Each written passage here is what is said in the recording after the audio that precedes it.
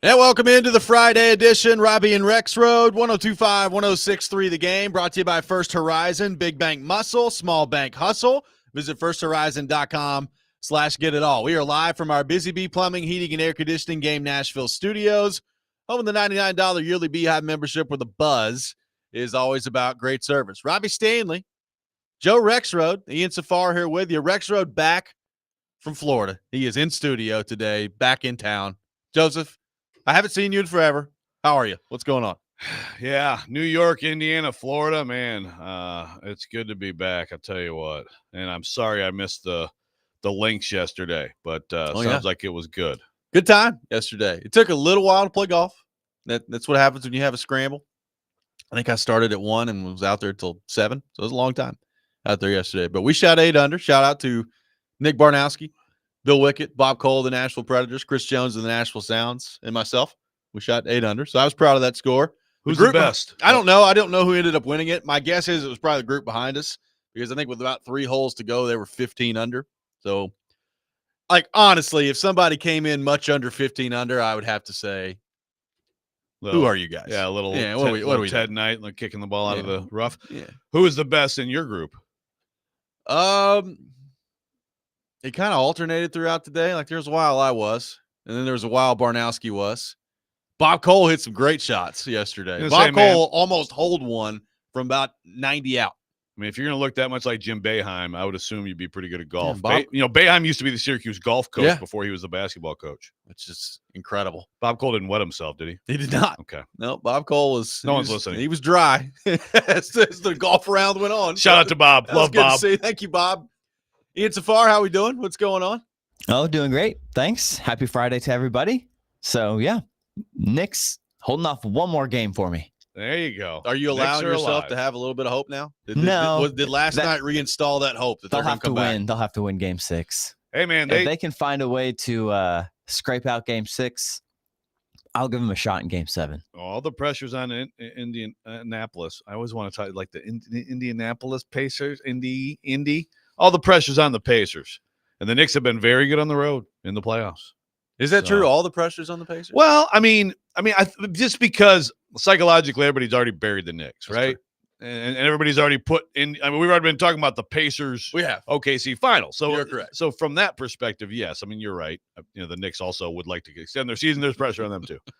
But I think there's a little bit more house money feel for them. And again, like for whatever reason, you go back to their first series. They couldn't meet the Pistons at home, couldn't lose to them on the road. They beat them all 3 games in Detroit, and they've continued to be better on the road than at home. So I'm intrigued. Yeah. This is all we have left. It's all we got left before I think, frankly, if either one of them making it to the finals is going to get smashed by Oklahoma City, but we'll see what happens on that front. But we are still alive for the New York Knicks in the Eastern Conference Final. We'll see if they can extend that thing to a Game 7 coming up later this weekend when Game 6 takes place back in Indianapolis. The Stanley Cup Final is set, Joe. The Edmonton Oilers dispatch of the Dallas Stars last night in 5 games. Now, a couple things on that game I want to get to.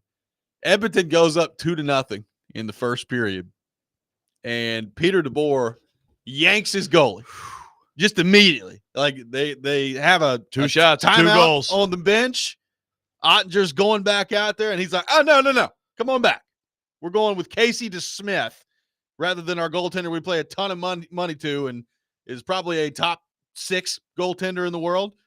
We're going with the backup goalie in a must-have game with the first period allowing 2 goals. It was quite a bold statement from Peter DeBoer last night. Well, and then I'm sure you saw his quote afterward about Ottinger and about the history and about the sample size. And my goodness, did he throw him under the – I mean, like there's throwing under the bus, and then there's like – I don't even know what this is. This is like throwing under a fleet of buses. Frankly, DeBoer, man, whew, like that type of decision, I'm really interested to see what the aftermath of that looks like. Because on the one hand, you look at Peter DeBoer's run in Dallas, and it's pretty darn good, right? Like they're just making conference finals all the time. Now, they've not been able to break through and get to a cup final with him as head coach. But, I mean, this is the 3rd year in a row they've been in the conference final. So, on one hand, you've got a pretty good deal of success that you're going through. on the other one, if I'm Jake Ottinger, like that's the type of move. Like it's not just the move that you made; it's the way you did it and what you said about it, which I think is going to have some lasting effects on that relationship moving forward. I mean, there's a little bit of like, how did you get here, man? Yeah, like he's been tremendous, and the thing is so early. Well, and he was he good in that series? No, he wasn't terrible. Like he was not the reason that they were losing like to the soft Oilers. goals left and right. The Oilers they could not score good on them for most of the series. That's weird. It was a weird thing. But Dallas is out in 5, so I guess those of you who we hear from on the text line now and then that were still worried to death that like Matt Duchene was going to win the Stanley Cup with the Stars. By the way, talk about complete no-show in the playoffs. He was awful in this series. Now, he was not alone, but he was awful in this series. And we have a rematch from last year, Edmonton and Florida in the Stanley Cup final. So we'll see how that goes. I hate at this point to bet against Florida because, I think Rod Brindamore hit on something the other day. They probably don't get enough credit for just how good they are. Like everybody immediately started going in on Carolina the other day for like the failure of not beating them. And it was like, yeah, these guys are pretty good. They've been to 3 consecutive Stanley Cup finals. Like they're really good. So it's probably stupid to say that I think Edmonton is going to win because Florida just keeps doing nothing but winning. But it does kind of feel like Edmonton's year to me. Like at some point, I agree. At some point, McDavid and Draisaitl are so good that they're going to break through and win a cup. It kind of feels like this is it. Yeah. The only thing that scares me about Edmonton is their goaltending just going to absolutely crater at some point, which can't happen with them. Zach Hyman's a loss, but I think I'm with you. I think this is the proper build-up, and you've done all the steps to get as close as possible, and now it's your time. And Florida just might be like, yeah, I don't give a crap. Yeah, I think we got a chance for a really good one. I also enjoyed I actually really loved Greg Wyshynski's tweet last night. It was like me trying to book flights and hotels. He was like the Captain America from Avengers Endgame, like,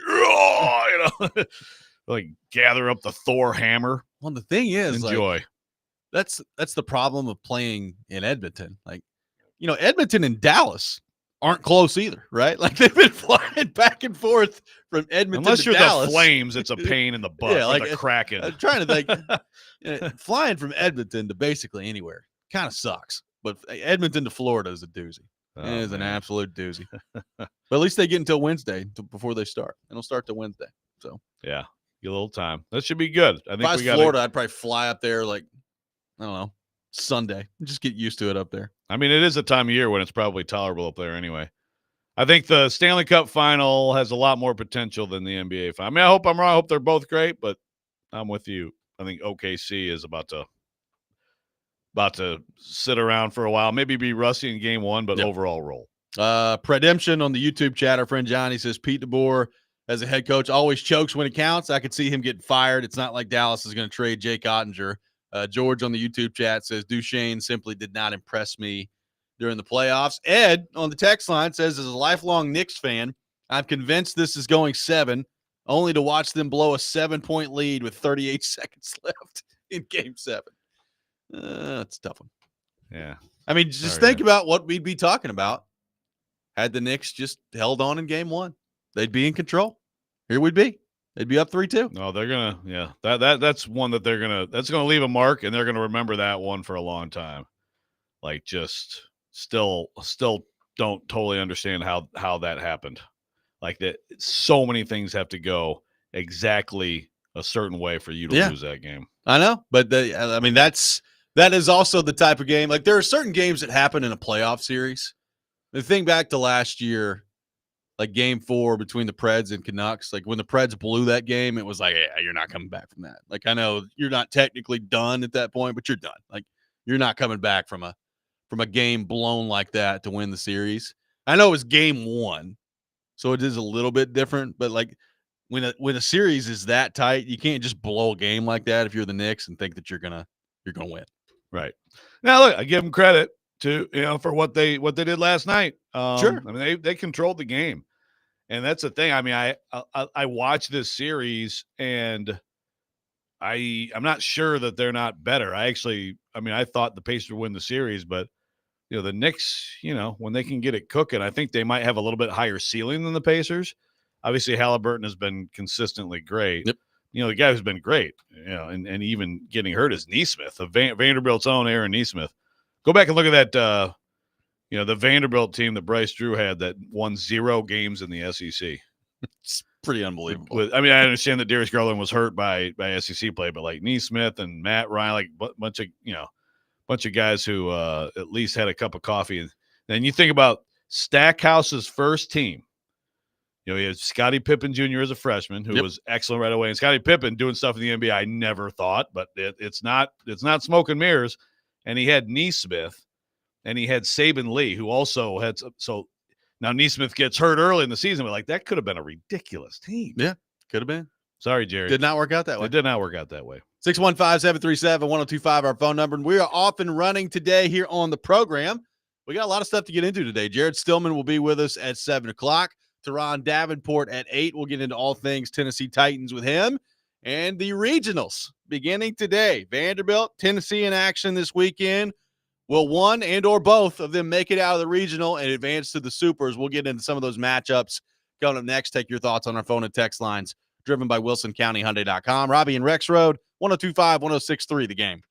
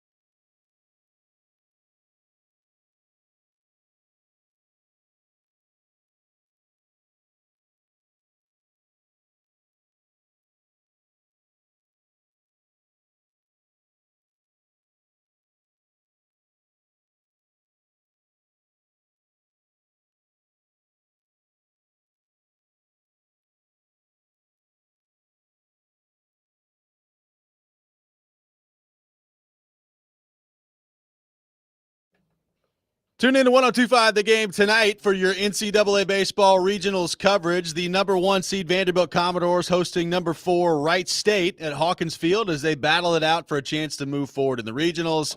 First pitch approximately 5 o'clock tonight. Coverage also available on the Game Nashville app and at thegamenashville.com. Vanderbilt, the number 1 overall seed in the NCAA tournament as regional play begins today. We'll get to Tennessee and the Knoxville regional here in just a few minutes, but Vanderbilt will take on Wright State later tonight at 5 o'clock. Louisville and ETSU starts, I believe, at 1 o'clock today in the first game in regional play in the 2-3 matchup. So we'll see where things go from there. Vanderbilt, Louisville, obviously a little bit of history. Some people were talking about that at the golf course on the driving range yesterday. Joe, you will be covering this series. What do you make of the bracket for Vanderbilt, the opportunity here? And as we discussed earlier this week, the pressure now on this group after the significance of their accomplishment of landing the number 1 overall seed. Yeah. I mean, the Louisville, obviously there's a lot of history there. There's some history in the NCAA tournament. I mean, wow, there's history in, of course, Omaha from 2019, which was one of the great. That was electric. Yeah, my gosh, this is so bad, and I'm sorry. And I've run into a rut with my brain because I wrote a story about this dude becoming friends with Corbin. You know what I'm talking about, right? The pitcher, yeah, Luke Smith. Thank you. Yeah. How do I forget his name? It was, it was like one of those classic Corbin stories for anybody who doesn't remember. Luke Smith on the mound, just absolutely. I mean, he was giving it to him, man. Yeah, I mean, you talk about some farting around out there. And it just the screaming back and forth. Vanderbilt wins the game, but it becomes this viral thing with him and everything, you know. And then, like, come to find out, I don't know when I did this. So that was 2019. I probably did this story in 2023, 2022 about how, like, because he took so much crap for it, you know, that's how things go, right? And like Corbin reached out and they became friends and helped. It's like classic Tim Corbin story. Yeah. That's probably the biggest Louisville Vanderbilt, but they play every year for again, my brain failing, the battle of the, you know? Do you know? I don't know. I don't know the official name of it. No. They play for something. Text line, absolutely light me up right now, okay, on this thing. And Louisville won this year. So, of course, you have that. And Battle of the Barrel? Thank you. God. No one's listening. It's fine. But, yeah, look, it's we need more of those in college sports. Too many people are getting rid of the props out there. Exactly. And there's nothing wrong with, like, the beer barrel. What's wrong with fighting for a beer barrel? Not a thing. No, there's not one thing wrong with it. Yeah. No, all the goofy trophies, I mean, all the things that are happening in college football, let's keep all of those in college sports. But, yeah, look, there's tremendous pressure. And, of course, you know, the number 1 seed pressure, if you want to look at it that way, to me, it's like it doesn't seem real that they're the number 1 overall seed. Like, there was never any thought of that. It was a few weeks ago, are they going to host? Then you get to the point of, yeah, they're going to host, and they definitely might be a national seed, which, of course, is one of the top 8, which means you can host the super regional. That looked pretty good, and all of a sudden they just go to – but they've been I believe they've been the number 1 seed, overall seed, one other time, which was, of course, in 2007. I remember that one with David Price, and a lot of people remember that one. They did not get out of, they did not get out of the first weekend, and it was Michigan shocking David Price coming in out of the bullpen. David Price was the best player in college baseball that year. And they had an unbelievable team, and basically a 5-year rise under Corbin from the ashes to holy cow, look at this program, and but then that devastation. So, doesn't have a lot to do with with this year, but it's interesting that that's the only time. And of course, the number 1 seed in this tournament, since they started doing the seeding this way, which was 1999, 2 teams have won it. Miami that year and Tennessee last year. Yeah. And that bookends all the years of, and again, some years the number 1 overall seed is, whoa, that's the team. Tennessee in 2022. Which they did not win. That's the team. Yep. Yeah, they can get to Omaha. Right. And some years it's like, oh, okay, so and Vanderbilt is one of the, oh, okay, well, they're the number 1 ROC. But still, I think the pressure is, of course it's there. And you probably don't really feel it until you get on the field today. And, it's a home game, but, baseball. Yeah. I mean, baseball has always, to me, been a sport that, like, I do think that, like, Tennessee has a little bit maybe more an advantage than some teams at their place. Is that because of the crowd or is that because of the ballpark? Probably both. A little bit of both. But, for the most part, baseball is not a sport that home field means that much. I would agree. If you got somebody on the mound doing the job, Yeah. give it crap where you are, right? So the pressure hits today, and I think a lot of it, way more than to me, the number one seed is this program needs to get back to where it's used to being. It's interesting to me because I think back through the kind of the history of this thing. You bring up 07. There was a time where, one of the narratives around Tim Corbin was, man, he's a great coach and they've had a ton of success. But when like postseason play comes around, they just don't get it done. Now, obviously, he shattered that with winning 2 national championships. So right. that stuff's done. And like Tim Corbin, I don't really worry about in these situations. But I mean, he is dealing now with a team where nobody has been through this, really, right? I mean, having postseason success. This team has to prove that they can go out there and do it. Now, I said it the other day, and I stand by this. When you have the number 1 overall seed, and I'm with you, some years it's different than other years. But I still would say this. When you have the number 1 overall seed, regardless of how strong your number 1 seed is, when you've got matchups at home in the regional and the super regional, I think it would be a very big disappointment if they don't get to Omaha, right? Like, I think that would be a disappointment. So that's where the bar is. I'm not saying they got to go out and win, absolutely win the national championship. Are they a threat to? Of course they are. But I think if you don't get to Omaha this year, we're still going to look at it. All the conversations we had earlier this week about is Vanderbilt back and all that stuff. Did they ever leave?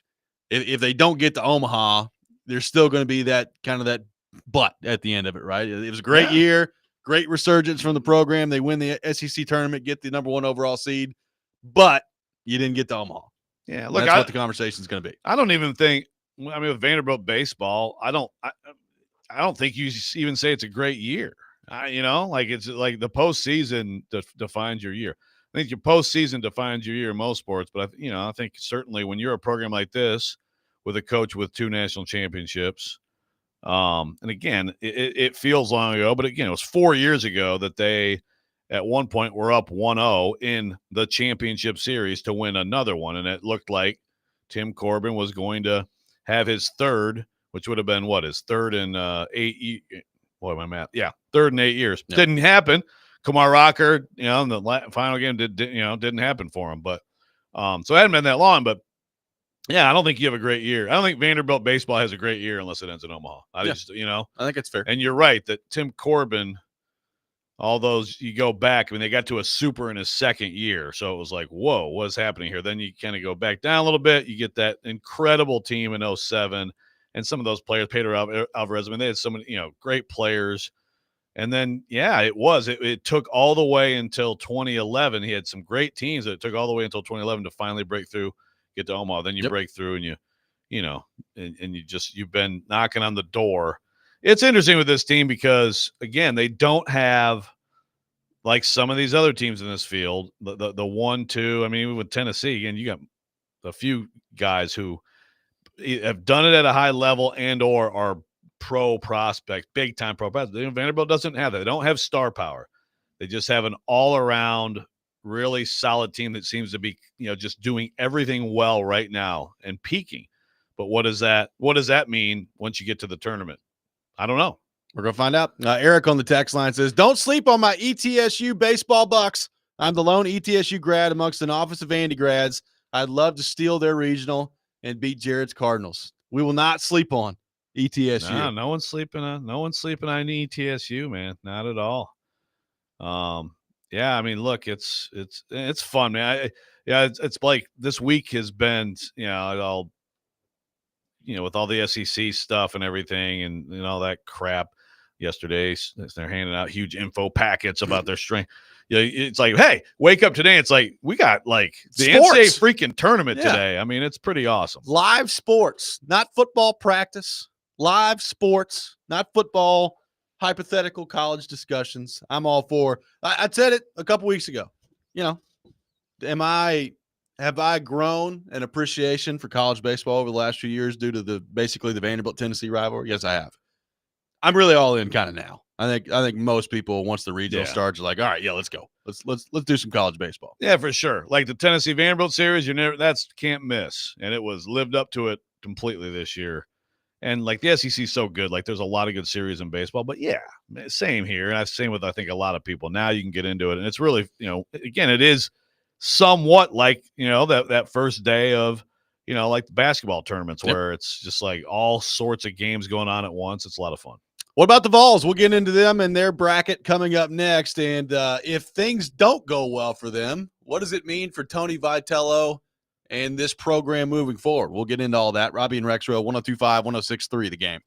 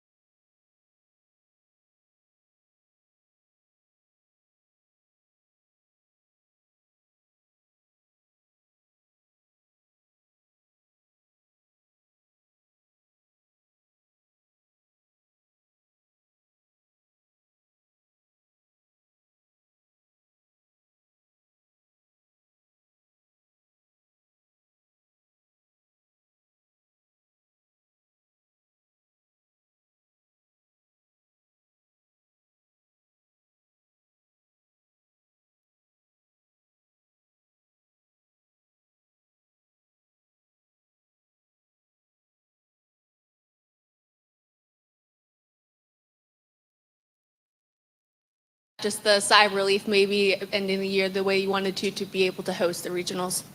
Yeah, I think that there are lots of bullet points you could list under, and maybe you all have already done that on, that it's a good thing or it's an achievement that the guys, were able to earn a regional. It's very difficult to do, to quote a really smart baseball person I talked to yesterday.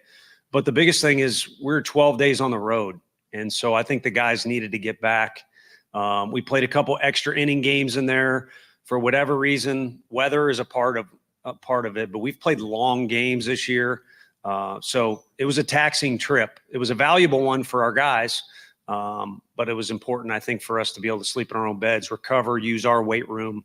So that's probably the biggest part of this weekend. That's Tony Vitello as the Vols prepare for the Knoxville Regional starting today. They will play against Miami of Ohio later today. I believe 5 o'clock tonight as well. So Tennessee and Vanderbilt looks like they're starting at the exact same time tonight. Yeah, I really wish that wasn't the case. Can we stagger this? Also, since I just started complaining about times, we got a 5 o'clock Friday game here at the Hawk, and then Vanderbilt. Okay, 8 o'clock Saturday. Okay, got to have an 8 o'clock Sunday. Do we? Do we have to have an 8 o'clock Sunday game? I don't love that. Don't love that. How come we can't scale things a little bit? Like, flip it around, please. 8 o'clock Friday, 5 o'clock Sunday. I would love that. That'd be great. That would be great. That would be much better, I think. That would be way better. But they're not listening to you. They're not. So, but yeah, it'd be great to at least stagger a little bit, the Vanderbilt, Tennessee. Now I've got myself wondering, like, is there a way that I could finagle this to just go multi-screen here? So that's probably what I'll do tonight. Yeah, there you go. UT on one screen, Vanderbilt on the other screen, and we'll go. So you're talking two different. Totally I mean, I think they're both on. Like, I know that the UT one's on ESPN Plus, right? So, do you have YouTube TV? I do. Oh yeah. So you can. So hopefully that's an option. Yeah, I bet you it will be. Okay, we'll see if that happens tonight. That could come in clutch. We'll see how that goes. Yes. So Tennessee's got Miami of Ohio tonight. They've got Wake Forest and Cincinnati also in the regional. Less focused on like the specific matchups themselves, but it's been a while since Tennessee's won a series. So this is it's a different setup here. Like, the super regional is more of your traditional series matchup. So this is kind of different here. I am interested to see does Tennessee have enough pitching to kind of get them through this here in the regionals with the way that this thing is set up here. But playing at home has usually been an automatic thing for Tennessee over the last few years. And it really hasn't been this year in conference play. Like they have not fared all that well at home, not anywhere near as well as they usually do. Now, in regional play at home under Vitello, they've been unbelievable there. So can they keep that going this weekend? But they're a team that, frankly, as we sit here today, Joe, I fully expect Vanderbilt to get out of the regional, and then we'll see what happens in the supers. But I expect Vanderbilt to get out of the regional. I'm not totally convinced that Tennessee is. Obviously they've got a good shot. I'm not totally convinced based on what we've seen from the Vols that they're going to get out this weekend. No, I'm not either. I do feel like, to your point, the series thing has been really weird. Another thing with them, of course, has been Liam Doyle struggling. That's obviously got to change. If that doesn't, if it changed right now, then they won't. Then I don't think they will. Wake Forest is dangerous, and we've talked about Cincinnati in particular. Their strength running, they're one of the best base stealing teams out there, and that's Tennessee's kryptonite. But it's absolutely up in the air, and that's the key. I know some of the folks over in Knoxville were advocating that maybe they should. There's always the big thing here with these, especially with coaches with teams that have an ace, a clear ace, is sometimes like, do you can trot your ace out against the 4 seed, and feel great about winning that game, or do you wait and you good chance you're playing the 2 seed in the second game. And so there's a lot of talk about maybe Vitello should change it. Corbin is consistently, he goes with, and it's a little different this year. Some years it's more distinct in terms of like a top one or a top two. Yep. He consistently goes with, no, I'm going with like what I do, going with the top guy, and then we'll go from there. But apparently Vitello is going with Doyle today. Yep. So, and again, I get the thought of not doing that for sure. But also, like, sometimes that's good to just go ahead and get in that winner's bracket right away. And also, just with him struggling, I don't hate the idea of you need him to get going. Yeah, get the confidence back, Yeah. dominate an opponent, go from there. I think a lot of coaches will also say, like, he's our Friday starter, so like let's keep him in the routine of being the Friday starter. Like, that's the kind of the rationale behind it there. Like, definitely in the supers it makes sense because you want to go ahead and get that game won, right? Like, you don't want to get yourself behind the 8 ball there. So, that's really kind of the fascinating matchup or the fascinating part of the postseason is like how different the strategies are involved here when it comes to regional play versus it's different in super regional play. And then it's different again once you get back to Omaha. Like, it's the strategy part of it from the outside looking in, I think adds to the intrigue of it a little bit when you start to look at like the coaching decisions and what all you have to factor in here. Yeah, no, it's really cool. I love that format. I love how it's like you have this double elimination thing. There's strategy that goes with that. Then you have just straight up series, and then like you said, Omaha, you have both. You have both sides of the bracket. They do the double elimination thing, and then you have the series again. So I love the format of this. There's more talk yesterday from Charlie Baker, NCAA president, about you gotta expand the field, gotta expand the basketball field. I actually heard last week. One of the analysts on ESPN is like, some of these teams that are really good that didn't get in. I think UConn was one of the teams I mentioned. I think it's time to expand this to 68. No, it's not. No, it's a 64 team field. Perfect. Leave it like this.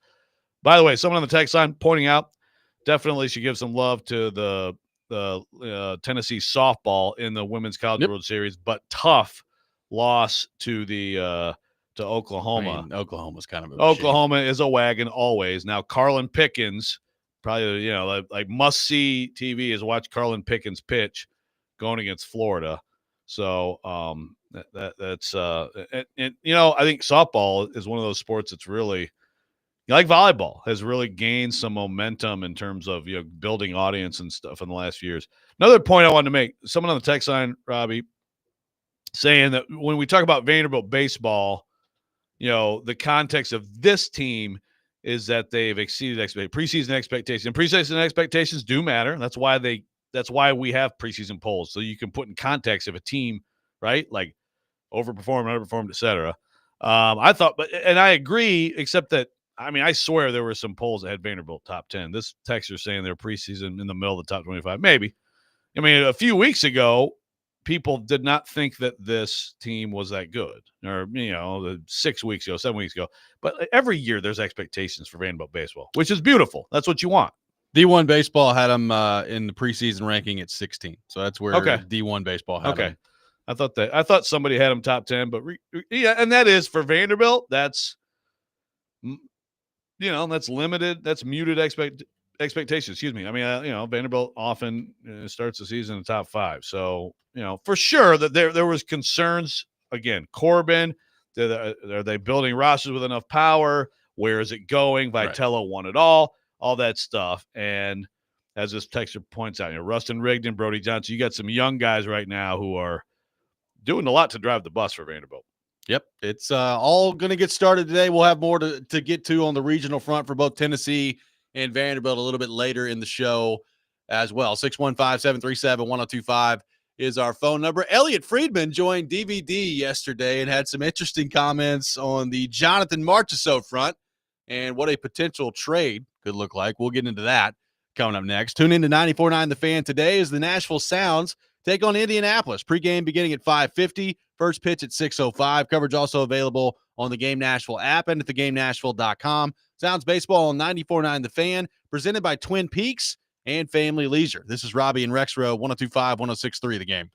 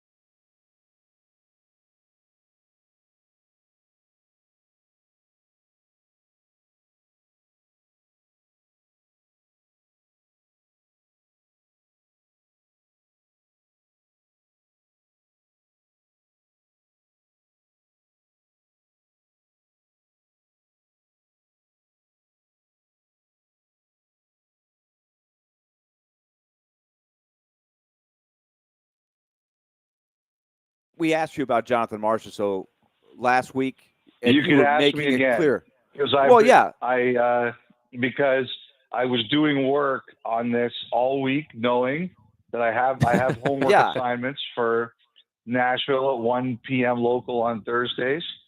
So yes, there is something here.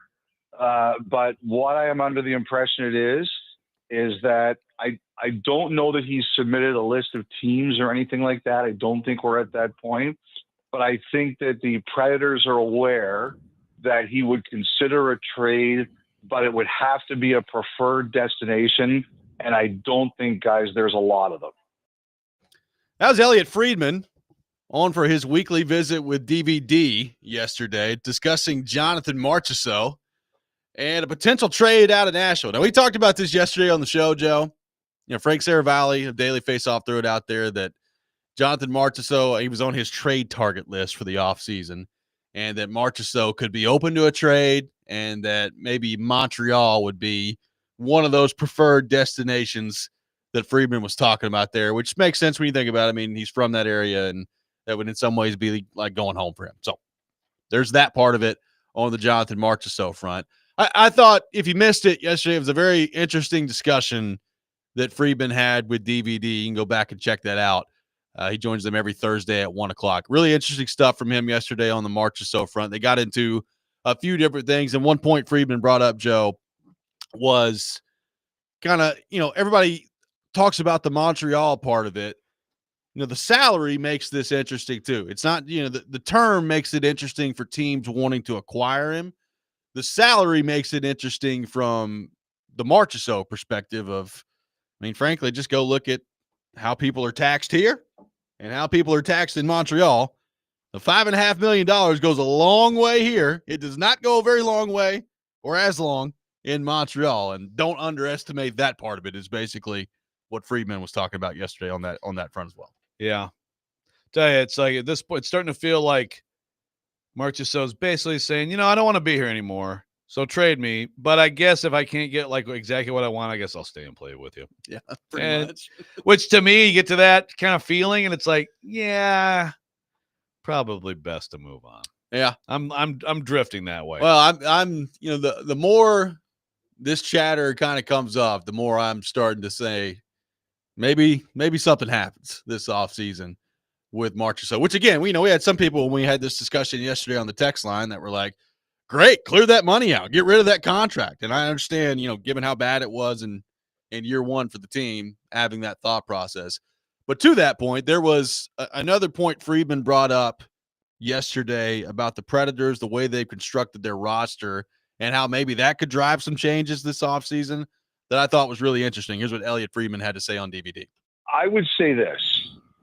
Nobody envisioned this happening a year ago.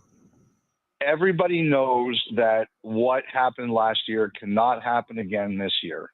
And I think the reason that his name is even out there in a limited way is, to me, it says that if you're going to fix the problem of last season, one of them is your roster construction.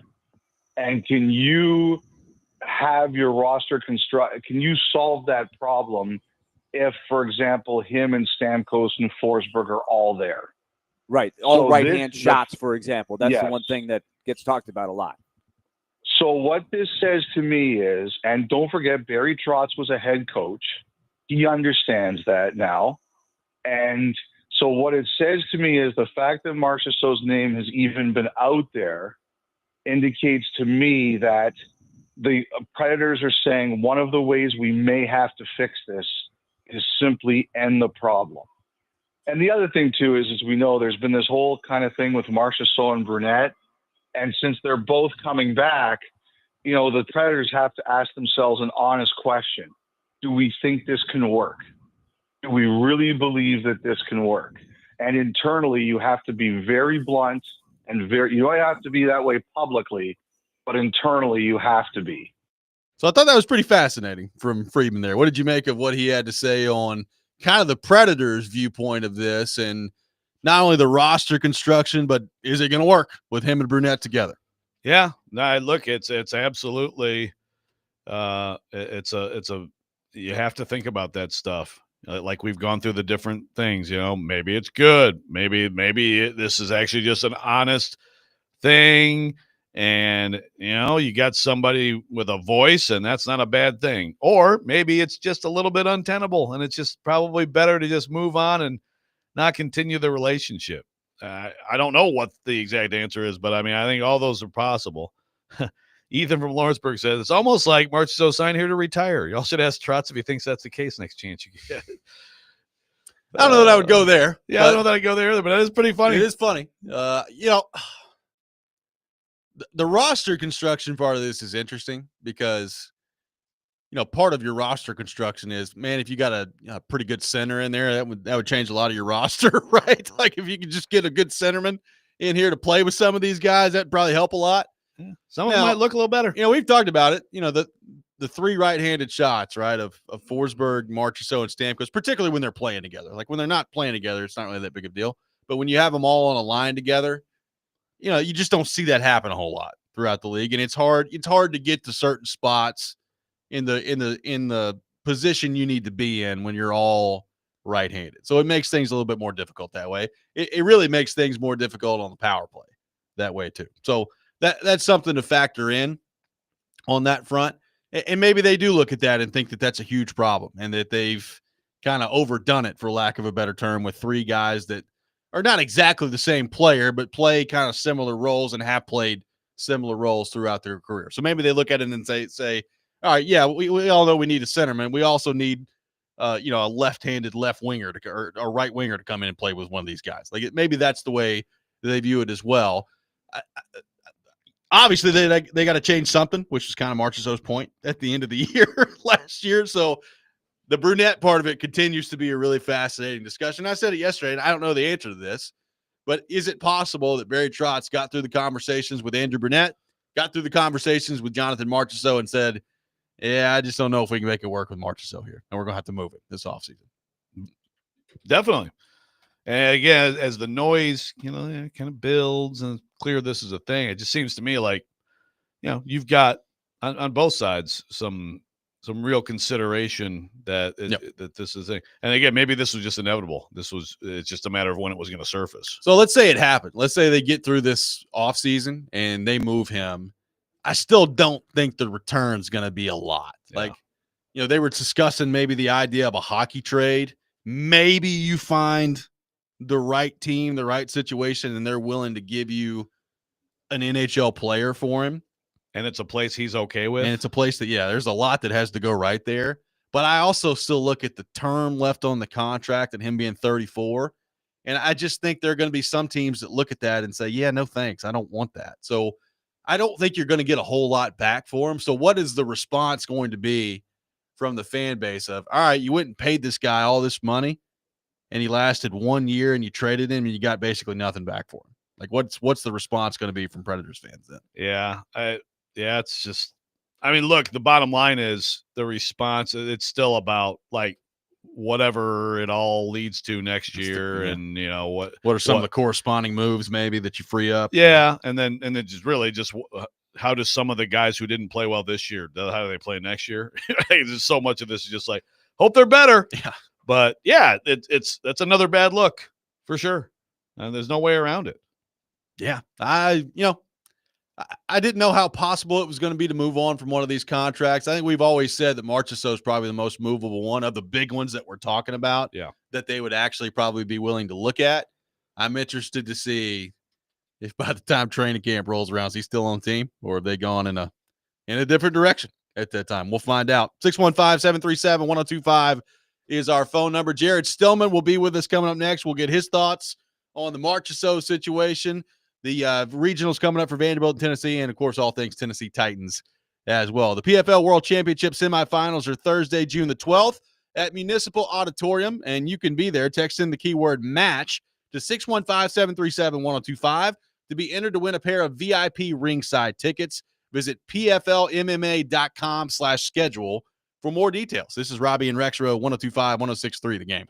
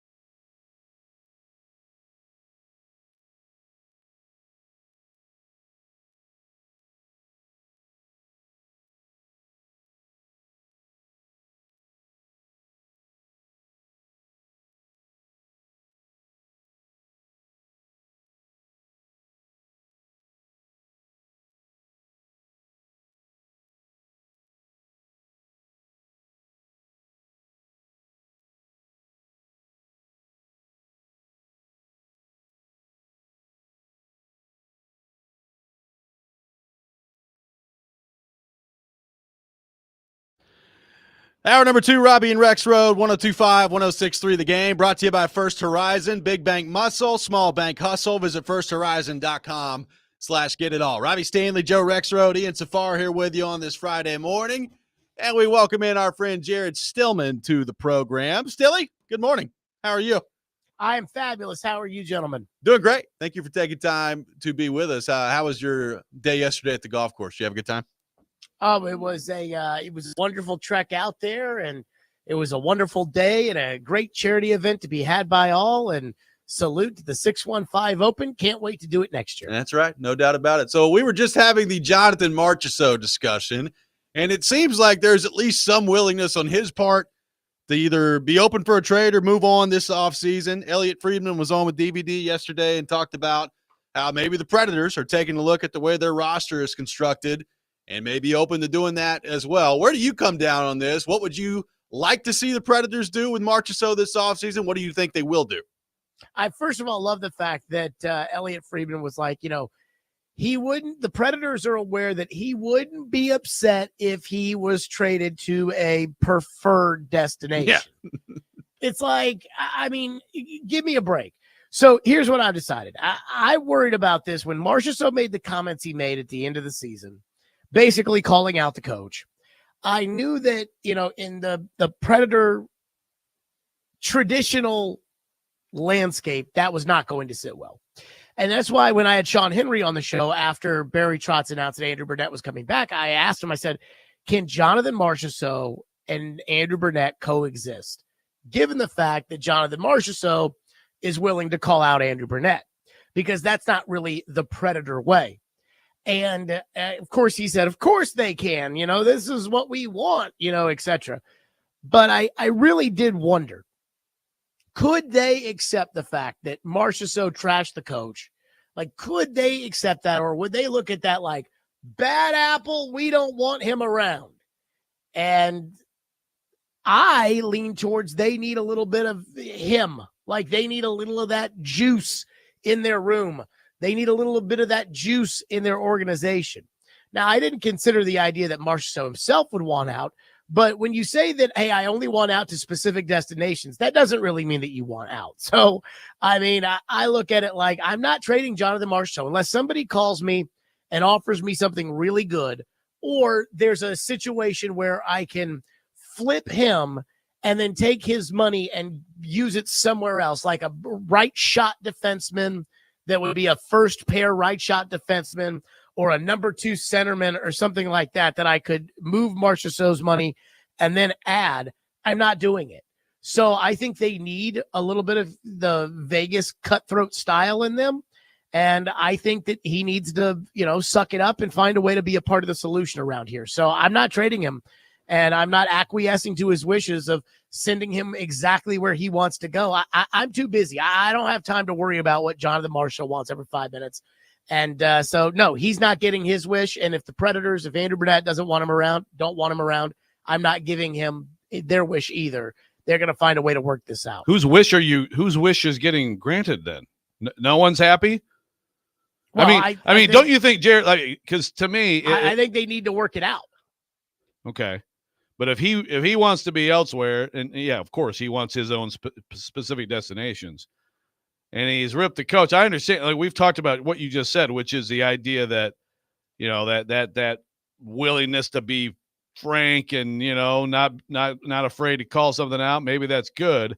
But also, as far as we know, really, he did it in the media, right? Which isn't necessarily ideal. So if he's technically a malcontent at this point, and he and Brunette are going to struggle to coexist, don't you think you have a little inkling that maybe you should move him?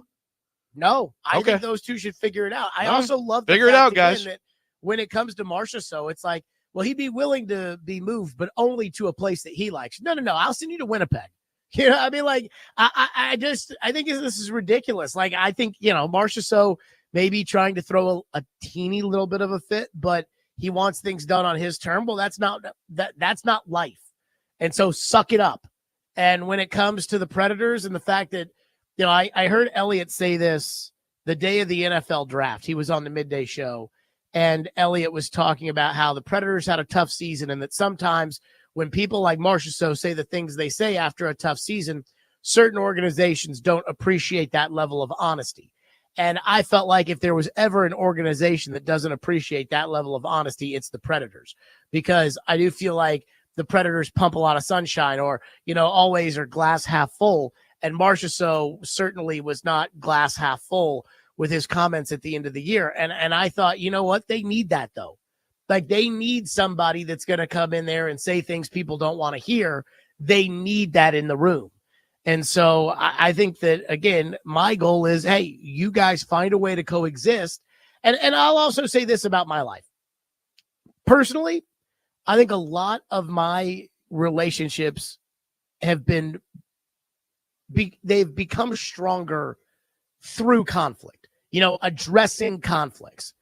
And I do wonder if Marchessault and the Predators can address their conflicts, that could actually make the relationship stronger. The Predators could get a little bit of what they need from Marchessault's personality, and Marchessault could play with his head outside of his ass next season, unlike last year. They probably do need some of that grit inside, because people like you are not judging them on anything until like David Edstrom develops in 4 years. Since there's no judgment from you and you're giving them a complete pass and carrying their water, they probably do need some internal conflict. I said they should fire the coach. I don't understand. You're carrying the water for the team, Jared. Well, specifically for Barry Trotz. No, specifically for Barry Trotz. Let's go ahead and be specific there. David Edstrom, I just want to see how that works out. Then we'll judge him. I just don't think it's fair to hire a guy to be the general manager, for him to come in and say, hey, my plan is all these young guys, but it's going to take a while for these young guys to develop.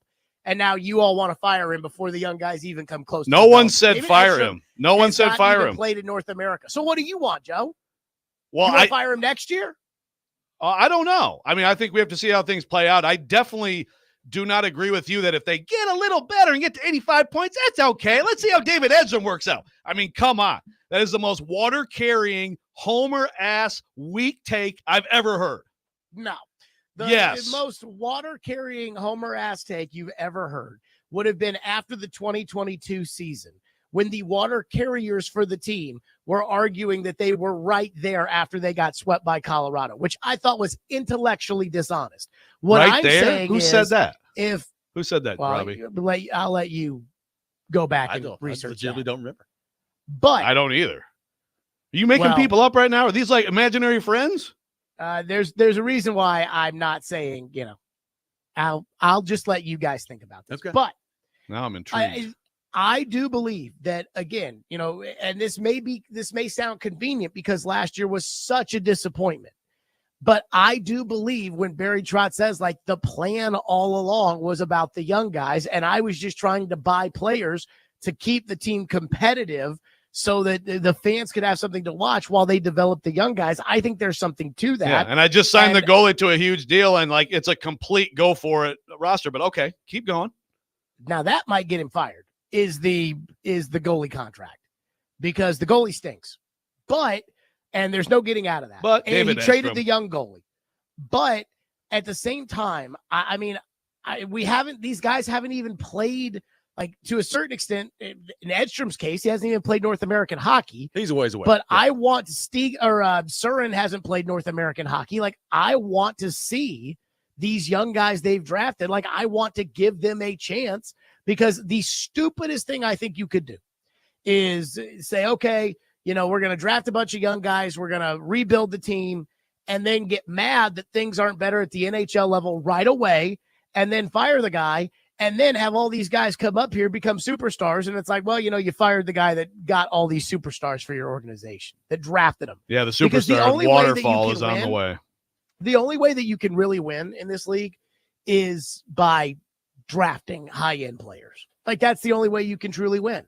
And I mean, Barkov in Florida, how'd they get him? They drafted him. McDavid, how'd they get him? They drafted him.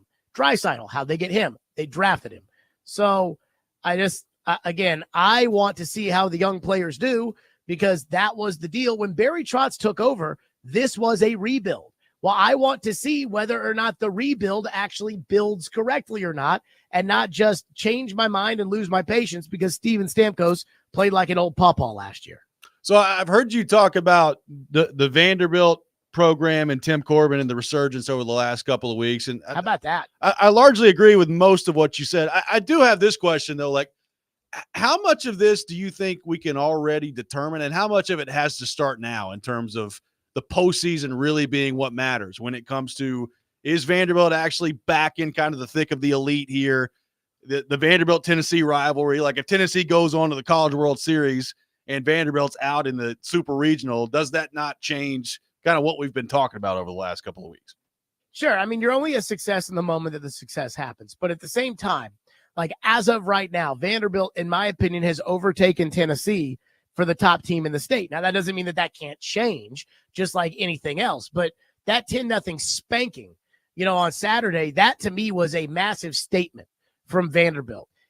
Vanderbilt takes 2 out of 3 at Tennessee. Tennessee's not having the season that they love. Tennessee beats Texas, maybe the number 1 team in the country. And then they go up against Vanderbilt and get absolutely housed. And considering that this time last year, it looked like Tennessee was leaving Vanderbilt in the dust, I have been incredibly impressed. And again, go back to Tim Corbin. I didn't say Tim Corbin should be fired. I, though, was very skeptical about where this program was headed. And very few people, very few, and I don't mean to call Tim Corbin old here, but he, I think we would agree, certainly not young. A lot of times with these old coaches, they can't learn new tricks. And they won't adjust to the game the way it is. They'll just sit there and complain about it. They'll just complain about the state of the game. And that wasn't what Tim Corbin did. And I have a lot of respect for that. I have a lot of respect for people that can look in the mirror and can say, okay, I have to change. The same way Clark Lee with his football program looked in the mirror and said, I have to change. What did he change? What did Tim Corbin change? What did Tim Corbin change? Got 8 players in the transfer portal. They had their best player 2 years ago was out of the transfer portal. They spent money in NIL. Yeah, this is not this year. Gentry was on the show the other day, and Gentry said he was over there this fall, and Tim Corbin told Gentry, we're going to try to win this way. Yeah, but again, the theory was this time year. Last year was that Tim Corbin could not adjust to the changes in the game, that he didn't go through the portal the way UT went through the portal, that they weren't spending NIL the way that everybody else was spending NIL. I remember 2 years ago, this was the same conversation. 2 years ago, they got beat by Xavier. Yes. And so Tim Corbin has changed, and Clark Lee has changed. And this is not some Brian Callahan, let's get around the campfire, sing Kumbaya change. This is legitimate changes to the structure. Tim Corbin fired Mike Baxter, his hitting coach, who was a player for him at Vanderbilt, because he said, we have to change. And so I give credit to that. That's a coaching move, Jared. I mean, he's made change. other coaching moves. The kind of changes, again, Brian Callahan won't make. Brian Callahan, Denard Wilson's back, and Nick Holtz is back. And he only changed after that disastrous season, the special teams coach. And that was because he was kicking and screaming to do it because there was no other choice. Some people everybody will say, hey, you know what? I've got to look in the mirror. I've got to make changes. But very few people are actually willing to do it.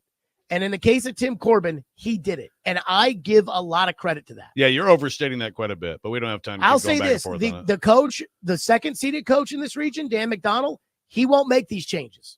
And this is why I think Vanderbilt is going to absolutely walk through this regional and win in 3 games. So, sorry, Vanderbilt fans. Hide your ears. Oh, boy. Good stuff, Jared. Thank you for taking time to be with us this morning, and we'll talk to you next week. Joe, we got to get you some new clothes, man. I saw you on the Paul Feinbaum show with that, 10-year-old Dillard's polo. We need to Dillard's? We need to upgrade the REXRODE collection. And we need to have Katie take you out to Lululemon or something and get you a little more hip with the time. That's a very nice polo, and it was very hot outside. What'd you make of the big hitter lineup of Kirby Smart, Lane Kiffin, and Joe Rexrode? That was something, wasn't it? Yeah, I mean, I was really surprised. Man. What I heard was that they were going to get Nick Saban on there, but they said, no, we can get Joe. No, actually, what truly happened is I was there, and Eli Drinkwitz couldn't get out of a meeting. They're like, hey, can you come up here and just do this segment? I'm like, all right. Seriously. Really so it was Drinkwitz. Yes. So it should have been Eli Drinkwitz. It was me instead. I'd much rather hear you. But I take offense to your assessment of my polo. That's a very nice shirt.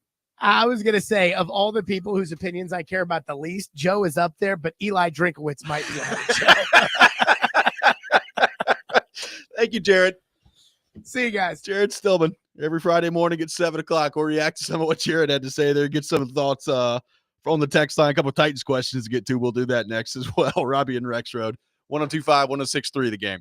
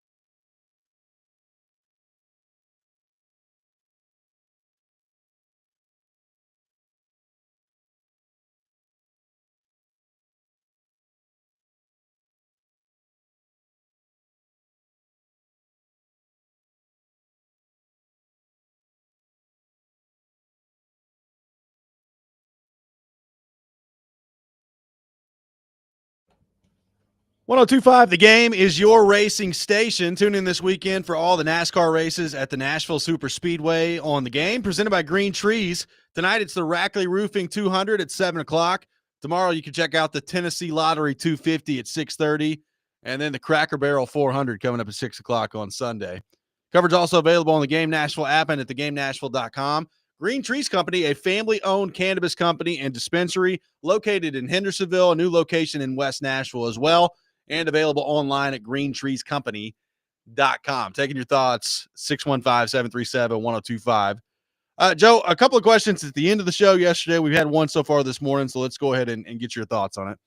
Does Jeffrey Simmons not showing up to the phase 3 of OTAs, does that bother you? If you're a Titans fan, if you're a member of the Titans coaching staff, it doesn't have to be there. It's voluntary. But as Kuharski pointed out the other day, he's the only one that wasn't there. Like, there's some other guys that aren't on the field, but they're in the building, kind of rehabbing. Simmons is not there. As Kuharski has pointed out, he does have, a legal situation going on with child support. It's not like, an overly huge people deal. Have stuff going on. Right. So how much, scale of 1 to 10, how much are you bothered by Simmons not being there? I will go 6.5. It's higher than I thought. I'm not. Yeah. I mean, it's more than like right in the middle, it's a little bit bothersome. Again, it's like these things happen every year, and then we forget about who even was there. I remember the year like Derrick Henry didn't show up, and It turned out he was getting his degree at Alabama. Although it was weird that he didn't like call someone. That's what Malarkey said. Yeah. But I remember that Jarrell Case is like, well, you know who you can trust, and it was like this big thing, and who cared? Like the next year, no one cared. No one, training camp happened. Like just things at this time of year in the bigger picture end up not really mattering. But yeah, the fact that he's the only guy there, the fact that he's had some of these weird issues, again, like social media driven, trying to sign autographs with Andrew's blood, and just not his plays diminish. His leadership has been questioned publicly, and I know that Jeffrey Simmons knows what people are saying. Oh yeah, there's no doubt about that. And so then your response is, I'm just going to be the one guy who doesn't show up. Look, there are teams where there are star players who do that stuff. They get to a certain age, and I get that, but I just feel like, look, they are trying to start a new era. He's still a key part of that. He's in the midst of he got paid, and he's in the midst of this contract. And so I think it would be better for him to be there. So I'm somewhat bothered by it. I think the leadership part of it is what kind of bothers me about it. Like at the end of the day, in terms of his play, like him not being here in late May, especially at that position, doesn't really matter. Like how much are you really doing at that position that is so heavily reliant on physical contact and getting through blocks and things like that. So like that part of it, I don't really care about. But it is the leadership part of it, of like, you're supposed to be a leader on this team and you're like the one guy that's not there. It's not like you're going through some contract dispute. Like it just, I guess I always leave room this time of year of like, are there things going on that we just don't know about? Yeah. Like you always have to be kind of cognizant of that in these discussions. But if it's just as simple as he's working out elsewhere and is the one guy that's not there and there's nothing really else going on, yeah, it bothers me a little bit if I'm a Titans player. If I'm a player, if I'm a fan, I'm like, dude, you're supposed to be, one of the leaders here, and you're the one guy that didn't show up. Like, that doesn't sit well with me. Yeah, and the thing you said there about we don't know what's going on, that's why I could probably never take one of these to like a 9 or an 8 or a 9, because that does happen sometimes. And maybe there is something with like the child support thing that they have to deal with. I don't know. People have stuff. And it's not critical at all from a football perspective. But every team has new players every year. He should be in the building, get to know people, get to know new guys. You got new guys up front, new guys who he will be playing with. You may not be doing much rep-wise that matters, but it's not a bad thing to get to know him a little bit. Well, and here's the other thing, and maybe, I don't know, maybe this is me being too much of an old man yelling at the cloud, but like, to me, it's one thing if the year before, number one, you play well, and number two, your team is good, and you're going, if you're 11-6 last year, and you're coming off a year where you're a Pro Bowl level player, and you're an All-Pro, you're like in the discussion of the elite defensive tackles, and do what you want, man. I don't care if you don't show up. when you go 3-14 last year, like, doesn't that kind of change the equation a little bit of, yeah, you probably need to show up and get in there. Yeah. And look, I can tell from having Jared on last segment, I'm sure Jared has gone nuts about this whole leadership stuff and overreacted to it. Right. Which again, to me, it's like, it's worth trying something. I don't have a strong feeling either way. I'm not like super excited about it, but also it's like, okay, fine. But talking about Callahan's kind of Callahan stuff. But if you're Callahan, I would assume doing these things, talking about everybody having the bad taste in their mouth from last year, all that stuff, I would assume you'd want one of your best players, really your star, your closest thing to a star you have, to be around. It's a good point. And I do wonder, like, again, it's voluntary, so it's not like he has to be there.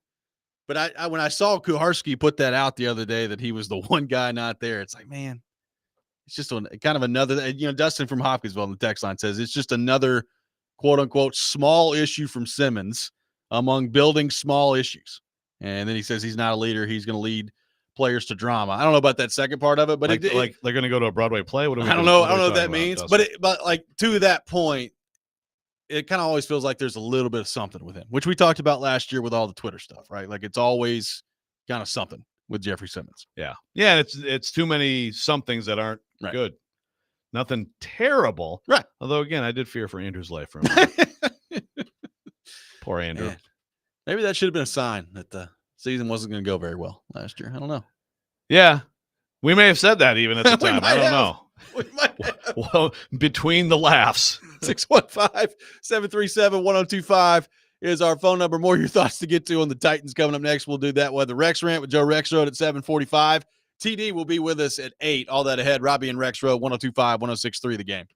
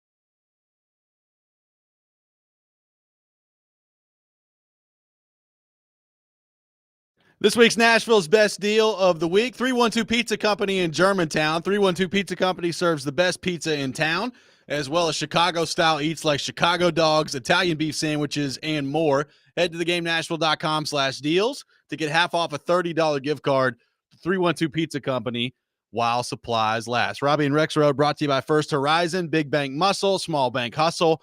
Visit firsthorizon.com/get it all. Live from our Busy Bee Plumbing, Heating, and Air Conditioning Game Nashville studios, home of the $99 yearly Beehive membership, where the buzz is always about great service. Speaking of the studio, I'm like knocking stuff down in here. Yeah. Is that under attack? So first of all, they already, for some reason, there's a sign. It's a great poster for Victory, a great Sly Stallone, Michael Caine movie about soccer in like 1980. But it had to come from Big Joe. Yes, but the glass is broken on it, and it says Rex Rage on it. So that's probably Big Joe. I had nothing to do with it, but this thing just fell on you, and almost like the rest of the glass shattered. Isn't that dangerous to have the glass like that, by the way? That could have punctured your kidney, dude. Could have. Like we probably need to fix that, right? Could have. We need to get the glass out. I should also probably not be up in the break, like impersonating Chase McCabe's golf swing, because I think that's what led to the damage that was going on there. And by the way, you need to put Chase's golf swing. You need to put that on the internet. I think Big Joe might have done it yesterday. Oh, did he? I can do it. I can follow up. Did Big Joe tweet it out? Yeah. Okay, good. I can follow up. It's Barkley-esque. Yeah. It's pretty impressive. Straight right, huh?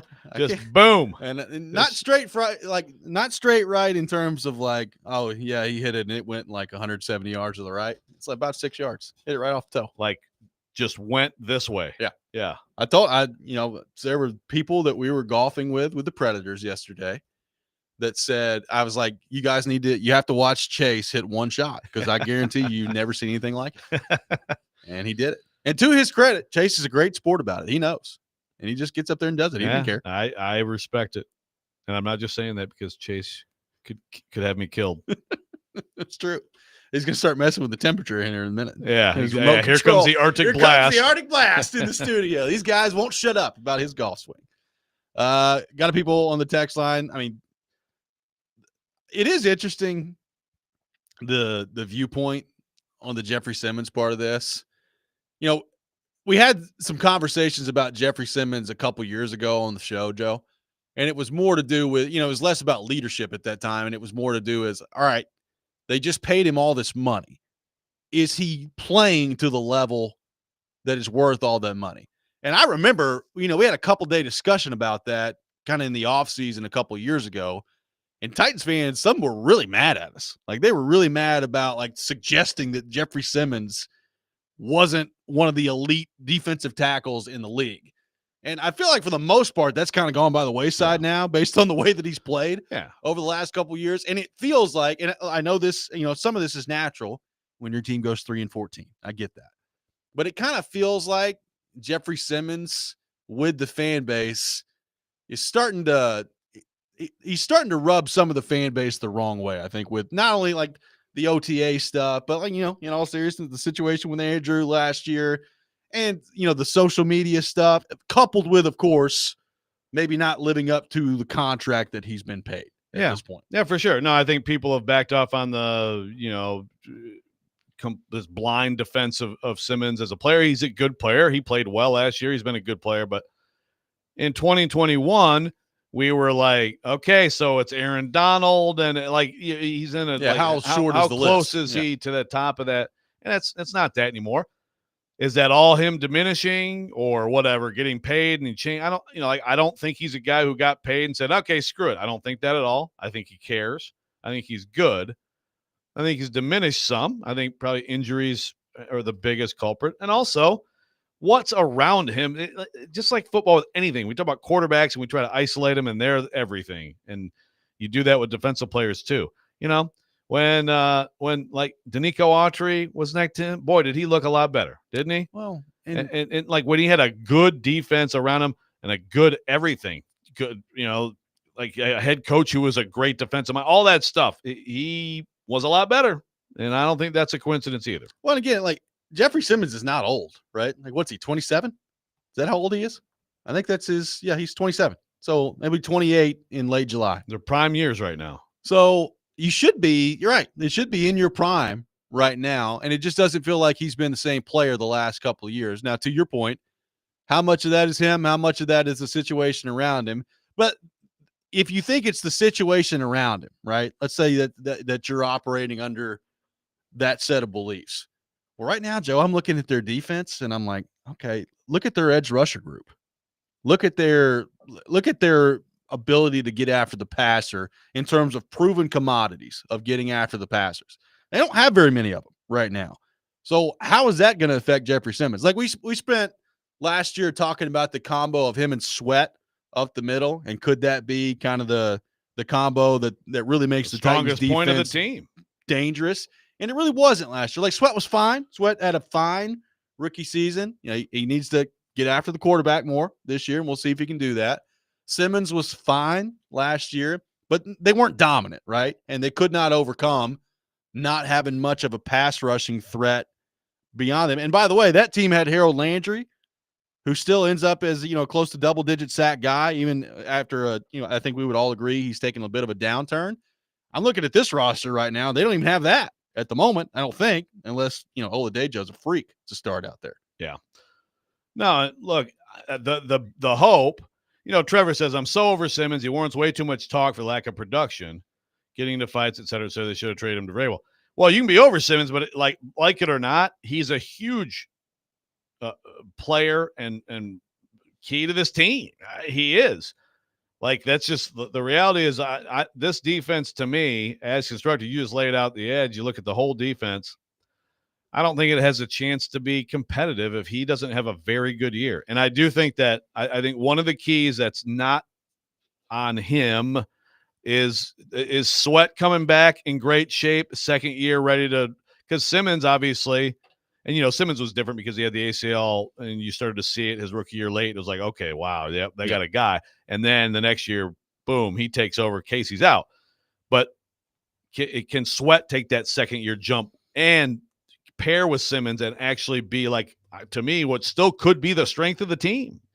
I mean, it still could be. So I understand being over Simmons, but like, it's not gonna, like, we're not gonna stop talking about him because it's just a really important part of this team, and that is, again, goes into why him not being there right now just doesn't sit well unless there is something else going on. And by the way, a good point from Jared on my personal text line of don't forget about the nobody runs the ball on the Tennessee Titans quote, which wasn't it the next week that the Packers went out there and just lit them up on the ground, and then later in the year, Washington ran for 267 yards on them? Yeah, it was very cold that day, though, remember? Yes, it was. It was like 48. I'm just going to say it. Was that Brownlee? Yeah. Guys, nobody else is going to tell you this, so I will. It's pretty cold out here today. Look, no one else has the courage to talk about what we 41 today. degrees out here today in Washington. Someday we will speak of this moment in these elements. It was like climbing Mount Everest. God, I forgot about that. Man, what a tire fire last year was. Oh, they had some great moments. It's only like on the and top, off the field. top 10 of all the things that went wrong last year. I mean, that's not even bringing up special teams. Good gracious. So here's a text. I read this. I like to, it's good to have some, back and forth on things. Texter says, we don't have a single player on defense scares an offensive coordinator with the exception of Simmons. He can only do so much. He's the best player on our team. And I don't understand why everybody keeps bashing him. Imagine if we had at the minimum a top 10 pass rusher and a decent defensive tackle to pair him with, his numbers would be a lot different. Yeah. Okay, but that's a little bit sunshiny, we'll say. They're paying him to generate pressure and numbers by himself, regardless of who's around him, right? Like, I think that's kind of the point in this discussion. Like, I agree that if the Titans had better players around him on the defensive side of the ball, he would benefit to that. I think we all agree with that. Absolutely. But he is a guy that you are paying to be a guy that is a driver of that, right? And he's not been that the last couple of years. Yeah, like he talks a lot about, we'll go watch film, how much am I doubled? And it's true. And yes, it is easier to focus on him now with what's around him compared to, again, like I said, Landry, like that 21 defense. They didn't have Derrick Henry. Their offense wasn't doing that hot. They still won all those games. They got the 1 seed because, like the Chiefs come in here, they destroy them with that defensive front, right? So how different is it? He's different. What's around him is different. But, I mean, like he's still, even when you're getting doubled, like you got to beat some of those. You've got to make more plays. Even getting like that's just life life as a star defensive tackle. Well, and I also I don't think I agree that people are bashing him. Like nobody's saying he's a bad player, but he has not Some been. people are bashing him. I mean, PK thinks he's like the worst leader in the history of leaders. I guess there is that. But I think you and I agree he's a good player.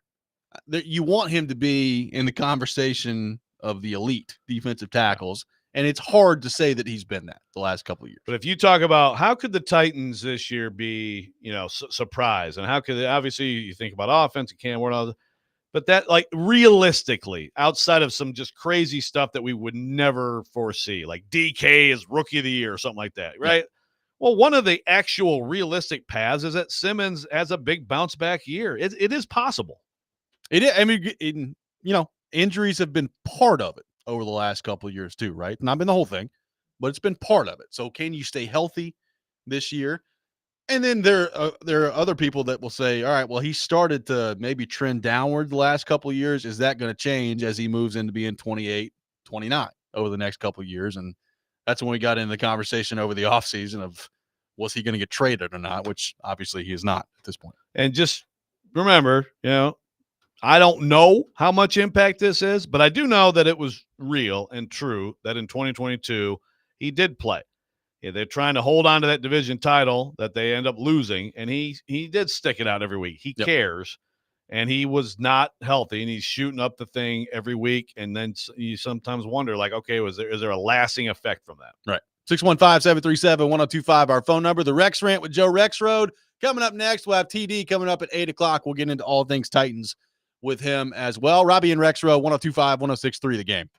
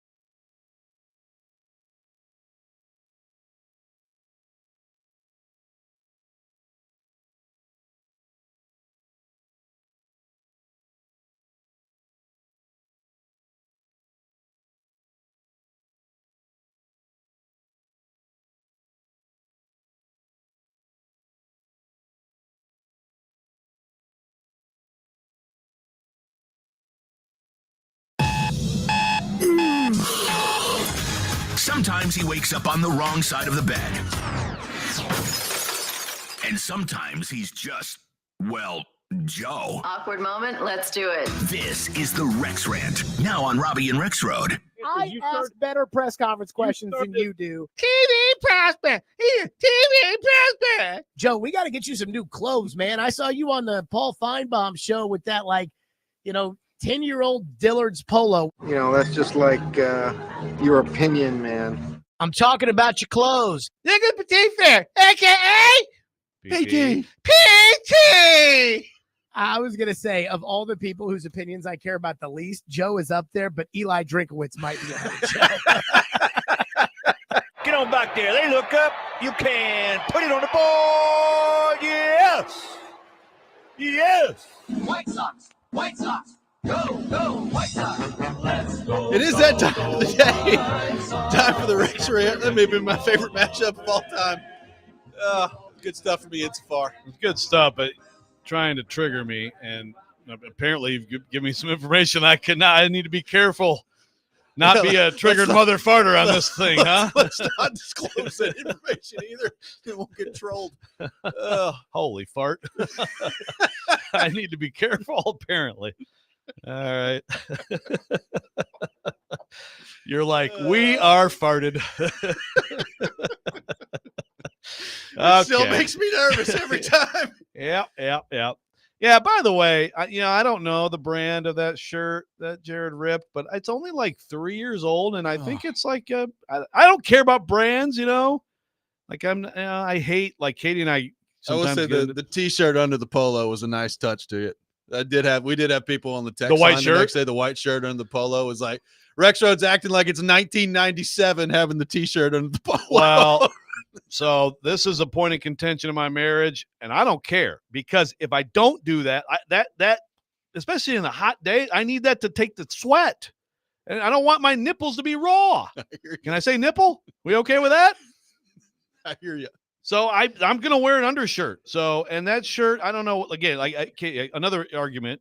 This is not at all what I was going to talk about today. What is that? Katie, sometimes she'll buy like a nice shirt or something for me. I mean, look, the reality of my life is that Katie has bought my clothes for about 25 years now.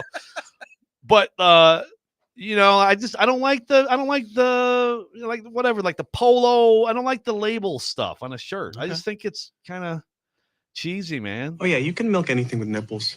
I have nipples, Greg. Could you milk me?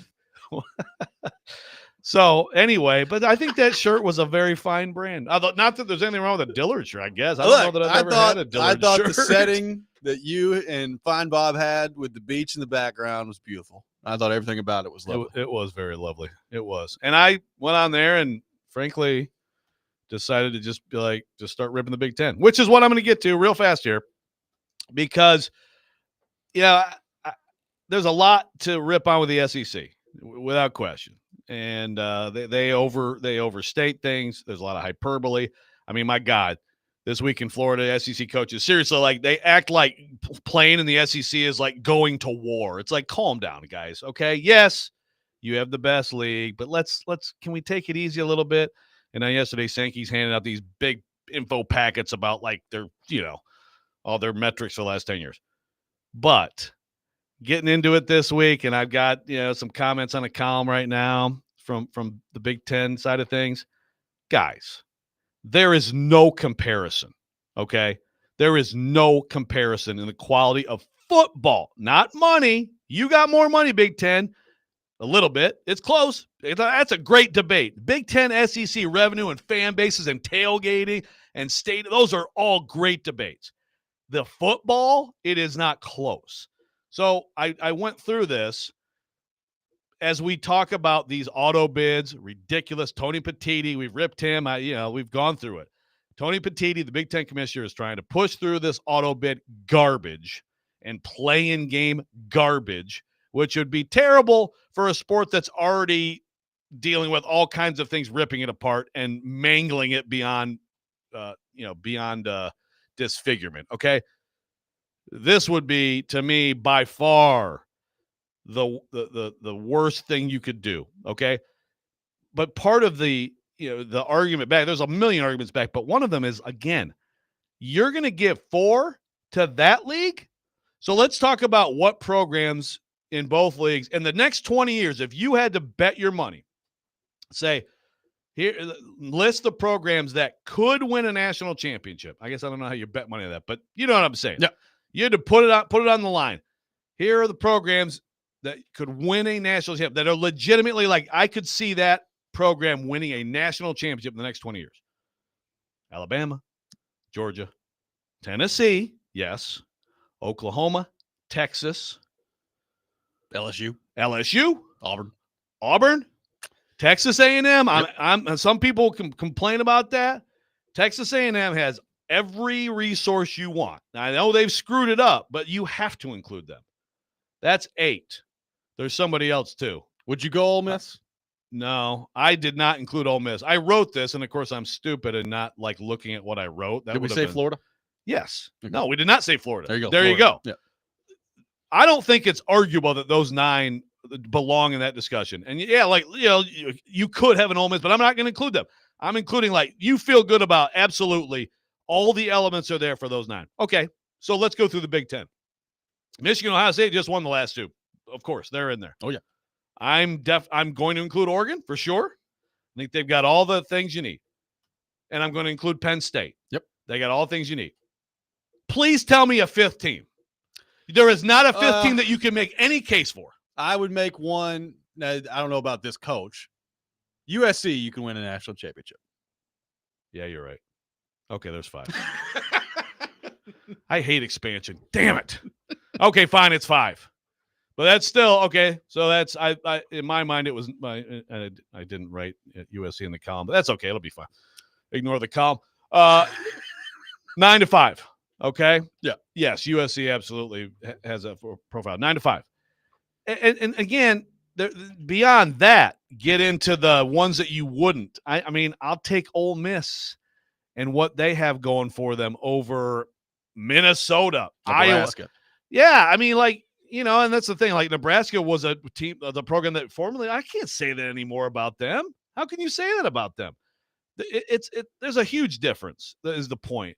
And Big Ten fans, I assume you hate the SEC, and there's a lot about the bluster from the SEC that's annoying, that makes it worse. And you think media is all, it's all the SEC media.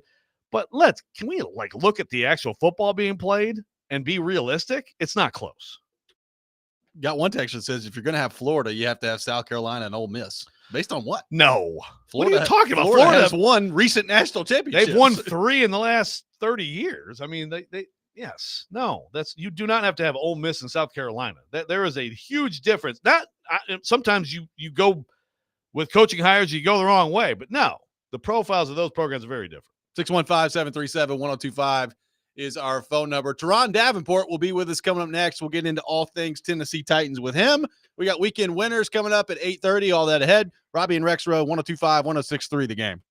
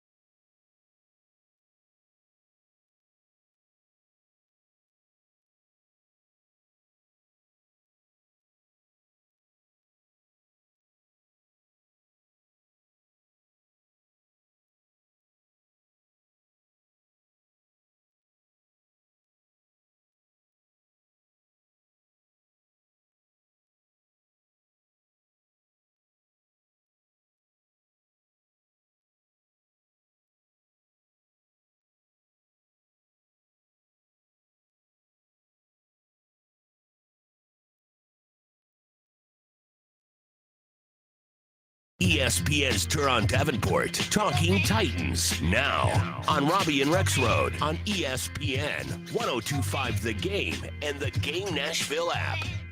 It is that time of the week. We head to our 102.5 The Game phone line, driven by WilsonCountyHyundai.com, and welcome in our friend Teron Davenport, ESPN NFL Nation Titans reporter, host of Talking with TD to the program. TD, good morning. How we doing, man? Hey, good morning. How are you guys? Doing good, man. Good. Appreciate you taking time to be with us. TD, I want to start with Femi Oladejo. Just your impressions of him to this point, both kind of off the field, kind of the personality that he's got, and also what you think he can be on the field, how quickly you think he can make a legitimate impact for this team on the field. Yeah, well, I tell you, first things first, that number 7 looks good on him. I like the switch. He looks really good with that. And he's a well put together athlete. But I think the thing that's pretty cool is just the energy that he brings. You see it. And it wasn't just like when the rookies were there. You saw it when the veterans too. And that's what I was curious. Like, how is he going to be around guys like, your Arden Keys, your Jalen Harrells, the veterans? And it showed that he was still, just the same old guy. So that was cool. There was a time where he got pressure on Cam Ward, and he kind of flushed him out the pocket, and he caused a rush throw. So that was good to see. How soon he has an impact, I think that's more going to depend on the way Denard Wilson uses him. And that's something I want to ask, just as far as, are you going to have him as a situational pass rusher, let him just pin his ears back and go get the passer, or are you going to have him having to think and read keys and do all those things? And play the run, drop back in coverage and those types of things. And that's where it could make it a little bit longer of a process, because you're just having to do all that and think, and you can't just play naturally. And that's something I want to see, how they go about. But he's clearly made an impact already, because when I mentioned his name to Denard Wilson, you saw the big smile on his face. TD, I know we obviously make a big deal out of things that happen, in the spring, and then totally forget about them once we get closer to actual football. But given all that's at stake, all that has gone on, how Brian Callahan is trying to do this, leadership stuff, unless there's something, that we don't know about that is taking him away, why, if you're Jeffrey Simmons, would you not be here right now? Yeah, I knew that's where you were going. Here's the thing.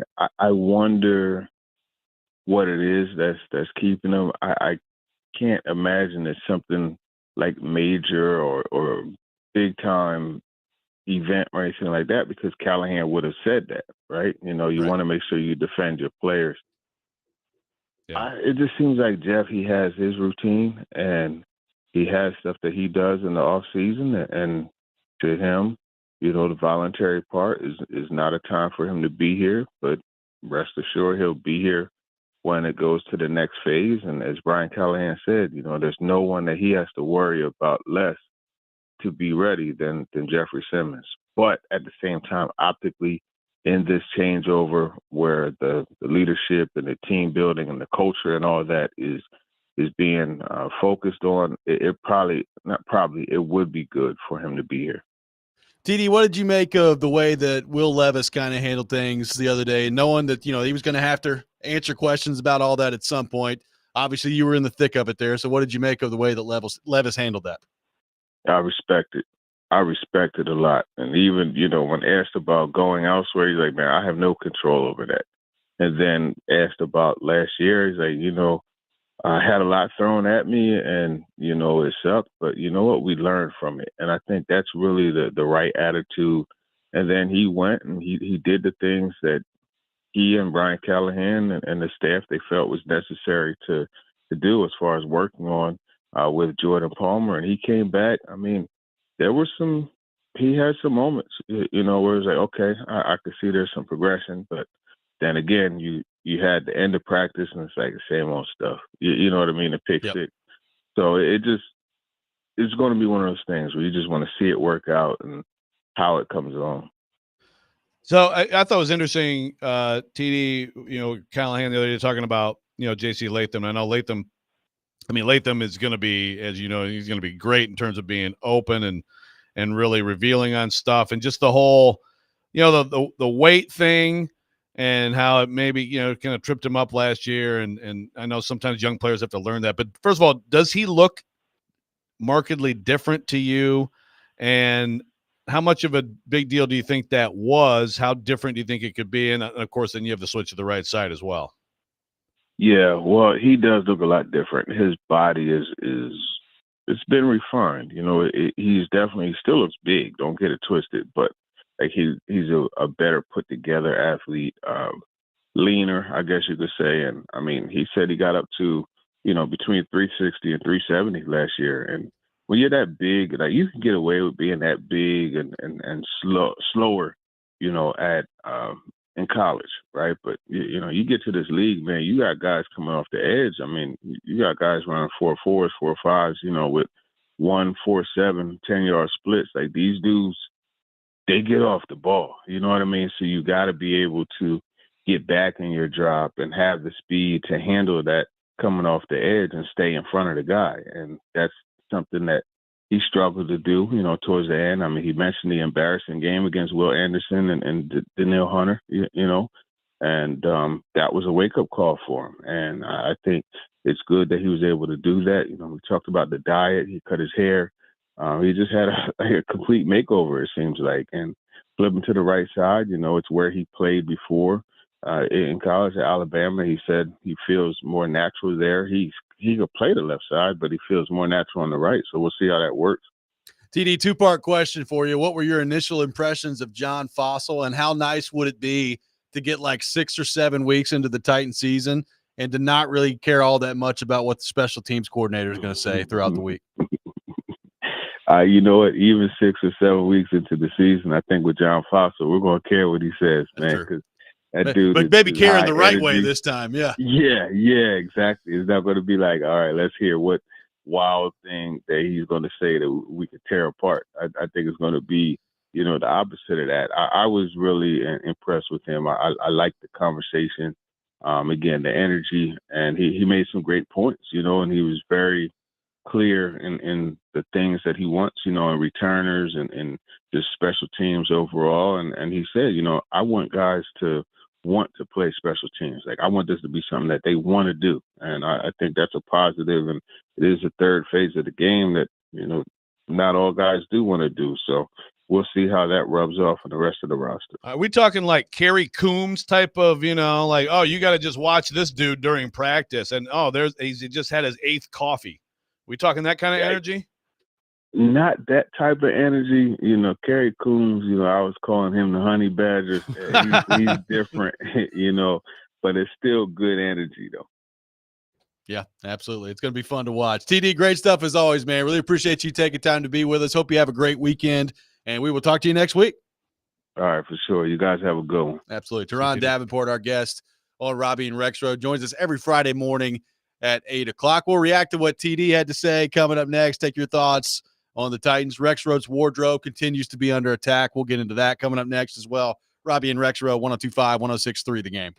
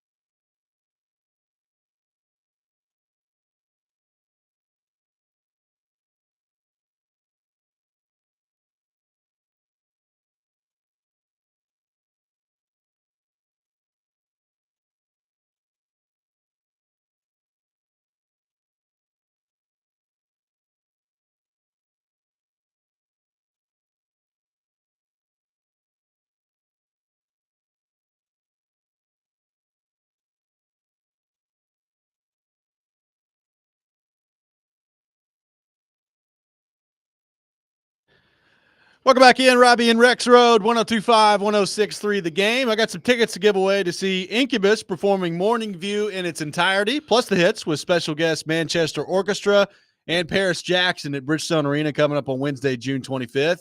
Be caller 3-615-737-1025. Caller 3 will win a pair of tickets to see Incubus coming up on Wednesday, June the 25th. Vingan's pissing me off. You know, apparently I looked more like a total loser than I realized on TV the other day. Vingan says you wear a V-neck undershirt so the undershirt does not poke up under the pole. This is, again, another argument that Katie and I have had for decades. I hate the V-necks. I hate how they feel. I just don't like them. I'm sorry. And then Vingan says you look like a dweeb on your beach date with Feinbaum. Listen, I don't know that Adam Vingan is the right person to be giving fashion advice to. Vingan sometimes wears some shorts that are like up to his high thigh. So I don't know that I'd be listening to Vingan. That's the thing now, though, isn't it? Yeah, it's a thing. It is a thing. I don't know if it should be the thing. It is a thing people do. I guess I'm going to have to go back and watch the now clip. Vingan's going to come after me. Did I look like that? As we know, I'm a fashion guru out there. Well, I like your shirt today. Golly, I have a t-shirt and sweatpants on, so that's what I do. Yeah, I just I'm gonna have to go back and watch the clip. I guess I didn't realize because Katie said something like, "Really? That's what you wore?" But I'm used to that. Like she always says that, and I'm like, "I'm sorry, I wasn't even." I wasn't even supposed to go on. It did come up unprompted a few times on our text line about the shirt. Yeah, and on Twitter. Dang it. Okay. Well, I'm not changing. I was about to say you do you. Yeah. At this point. Like I know some people just have a huge issue with the undershirt that you can see under the polo. Like I'm never changing. I'm going to die wearing that. Vingan just texted me and said, "Wait until you see the shorts I'm wearing today." I don't know if that's a good thing or not.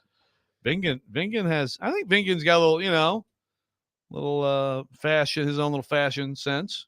Sure. Yeah. Just fine. I guess I haven't noticed. He wears you're telling me he wears like John Stockton 1985. I'm just NBA saying shorts? Sometimes they're a little high. Yeah. Okay. Well, that is I miss the days of the real baggy shorts with all the pockets. Like I just love that. I just put all the stuff in the pockets. No, that's not cool anymore. Well, I don't care. But then again, Katie buys my clothes. And I don't have them anymore. The dad cargo shorts. Yeah, that's what I'm saying. Yeah, the huge cargo shorts. Those are awesome. Ian, what was your ruling on REXRODE's attire on the Paul Feinbaum show the other day with the polo and then the white T-shirt underneath? Yeah, I used to do the white T-shirt and polo back in high school. So yeah, that was probably that was late 90s. I did too. I did that in middle school, probably 2003, 2004ish range. Yep. So I retired that look. Yeah. Probably my senior picture, something like that. College, somewhere around there. Yeah. I mean, Nick Frazier sent me the picture of Andy from The Office with the bloody nipples for after doing the marathon or whatever. I'm sorry, man. Like I have to have it. Dylan Aniak supports me, says Joe, don't feel bad about not liking V-necks. V-necks suck. We aren't stuck in 2006 or something. LOL. Now again, and I appreciate it, Dylan, but I mean I don't disagree with you guys. Like the look of the t-shirt under is probably very Friends. Yeah, I mean it's from Friends. It looked like somebody in the Friends show would wear. Yeah, like it's like when I used to shop at Structure, buy some cool shirts at Structure in the mall. I don't know what that is. See? I used to have stuff from Structure. There you go. Yeah.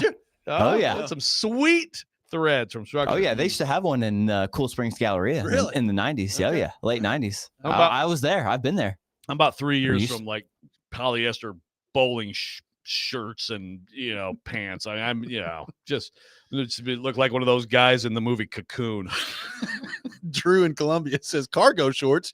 That way you can have plenty of pockets for loose mitts. Just get you some cargo shorts. Did you offer Feinbaum them in? I did not, but that's a great Paul, point. I got something for you. Get a load of one of these.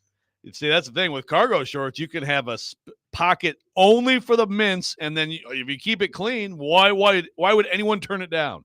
That's a good point. Never keys in there, never a wallet, just pure pocket mints. Great point. Chip from Mount Juliet says that he always goes with the t-shirt under the polo. Says it's a much cleaner look, unsightly, having a lift of chest hair showing.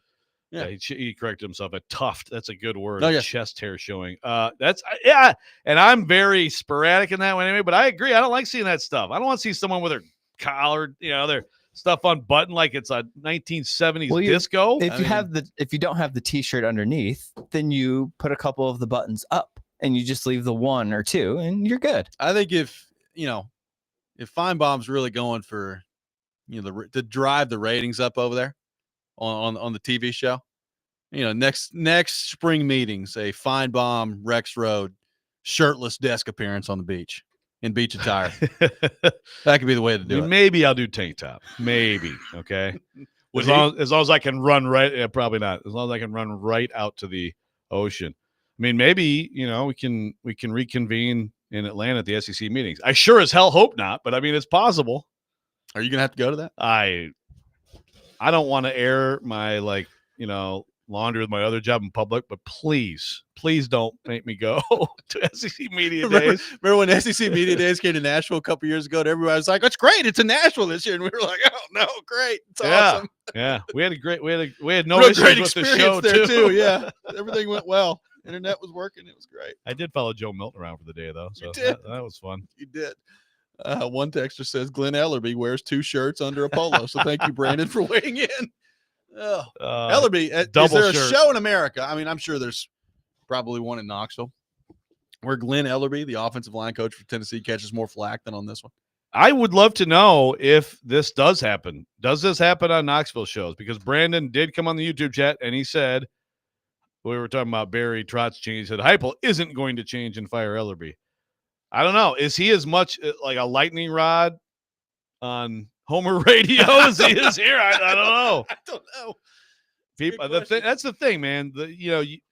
As we've discussed many times with Tennessee fans and fanish media, it's like everything's great, support. But when it's pretty clear that something's bad, oh my God! All of a sudden, you are the enemy of the state. So I don't know if Ellerby has gotten to that point, but this is probably a big year for him, them, that part of the team, right?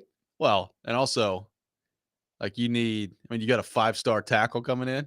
You need him to be a player for you. Like it's high time they develop somebody, right? Like and recruit, retain, develop offensive line. No question. Haven't had a great track record of that. No, it's been very bad, and so it's fair to wonder for sure about him. And the thing is, it's probably going to be unrealistic expectations. I understand he's a big recruit, but go look at the track record of big recruits as true freshmen in college football on the offensive line. I mean, there's probably going to be some bumps, and so then, well, we'll hear from Brandon even more. We will. By the way, good point on from TD on the Simmons front of, if it was something he's dealing with, probably would make sense for your head coach to like throw that out there, and maybe not even getting into the specifics of what the situation would be, but it's like there's something going on, and that's why he's not here. No, that's a great point. Yeah, that's very true. Again, it's like I brought up the Derrick Henry thing earlier, and Malarkey, who Malarkey would basically say anything, but he was just like, yeah, I don't know why he's not here about Derrick Henry. And then again, we found out later that Henry was like finishing up at Alabama, which again, that's great, but call somebody. Yeah, make a call. And as TD points out, if there was something else, then Callahan, I think, certainly would have gone out of his way to say something. There's no way Callahan is happy about this. There's no way. I would not think so. Now, again, to your point, are we going to care about this in September? No. But it always feels like there's something with Jeffrey Simmons. And none of it's that bad, right? Like, it's not like he's overly problematic in there or anything like that, but it's just a lot of things that add up that make you always keep coming back, I think, to the same question with him, which is for somebody who on the outside kind of appears to be the leader, the spokesman of the team, is he really best served to do that? No. The problem is who immediately steps. Like if Will Levis was good last year and he was going into his 3rd year as a starting quarterback, then you start transitioning. Well, yeah, I mean, Cam Ward's they're going to rookie. desperately need it to be Cam Ward here pretty soon. He's a rookie though, so and also you still need on both sides of the ball someone like that. Correct. And it's gonna have. I mean, like it's still him. Like everybody's gonna still go to him after every game, and he's still gonna be one of the best players on the team, and he's still going to be forced into that role. So. I just like this is a great year to kind of feel like fresh start, and I'm going to be there for everything, and I'm going to get to know everybody in the building and just try to be better. And so if you're not there, you can't be. I do want to read Jackson here. He says, Joe, do you have pointy nipples that show through the polo if you don't wear an undershirt? Because if so, we are members of the same club. I don't know that I have especially pointy nipples. There's a drop. There's going to get clipped. I just laid it The up. wheels Here you go. are already I just set turning it in up there for you, Ian. Ian. Just grab that. But sometimes I definitely notice my nipples. Oh, crap. There's another one. All right. We're just rolling it through today. Good stuff. God, thanks a lot. This is Jared's fault, ripping on my shirt. Hey, I mean, not the weirdest thing you've said on the show before. You've talked about marrying your cousin. So I was the officiant. Multiple times you've talked about marrying your cousin. So just had to draw back for some clarification there. Keep it in the family. 615-737-1025. We got to get the weekend winners in a hurry. We'll do that Please. next. Robbie and Rex Road, 1025-1063 The Game.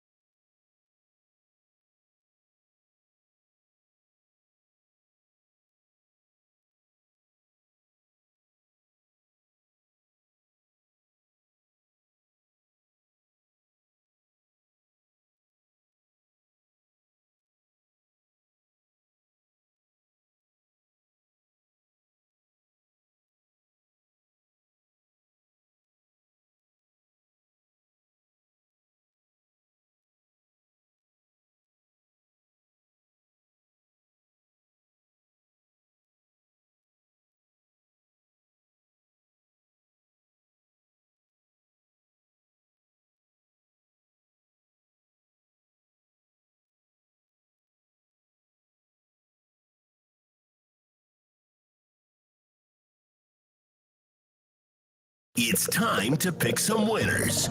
We hope. Robbie and Rexrode have weekend winners for you. Now on ESPN 102.5 The Game and the Game Nashville app. Weekend winners here on Robbie and Rexrode. The competition tightening up, pun intended, as we get down the stretch here. Rexrode, a standings update in the competition last week. Ian, the best week, 4-2 with his lock. Uh-oh. I went 3-3, no lock. Rexrode 2-4, no lock. Got absolutely porked by the Chicago White Sox. They told you, hey, man, you keep picking us every week. They won 2 of the games, and then the game that they lost only by 1. So your strategy of going -1.5 against the White Sox, 0-3 last week, Rexrode. What do you feel? What do you think about that? Well, I think I hate them even more. I didn't think I'm undeterred. Didn't think it was possible.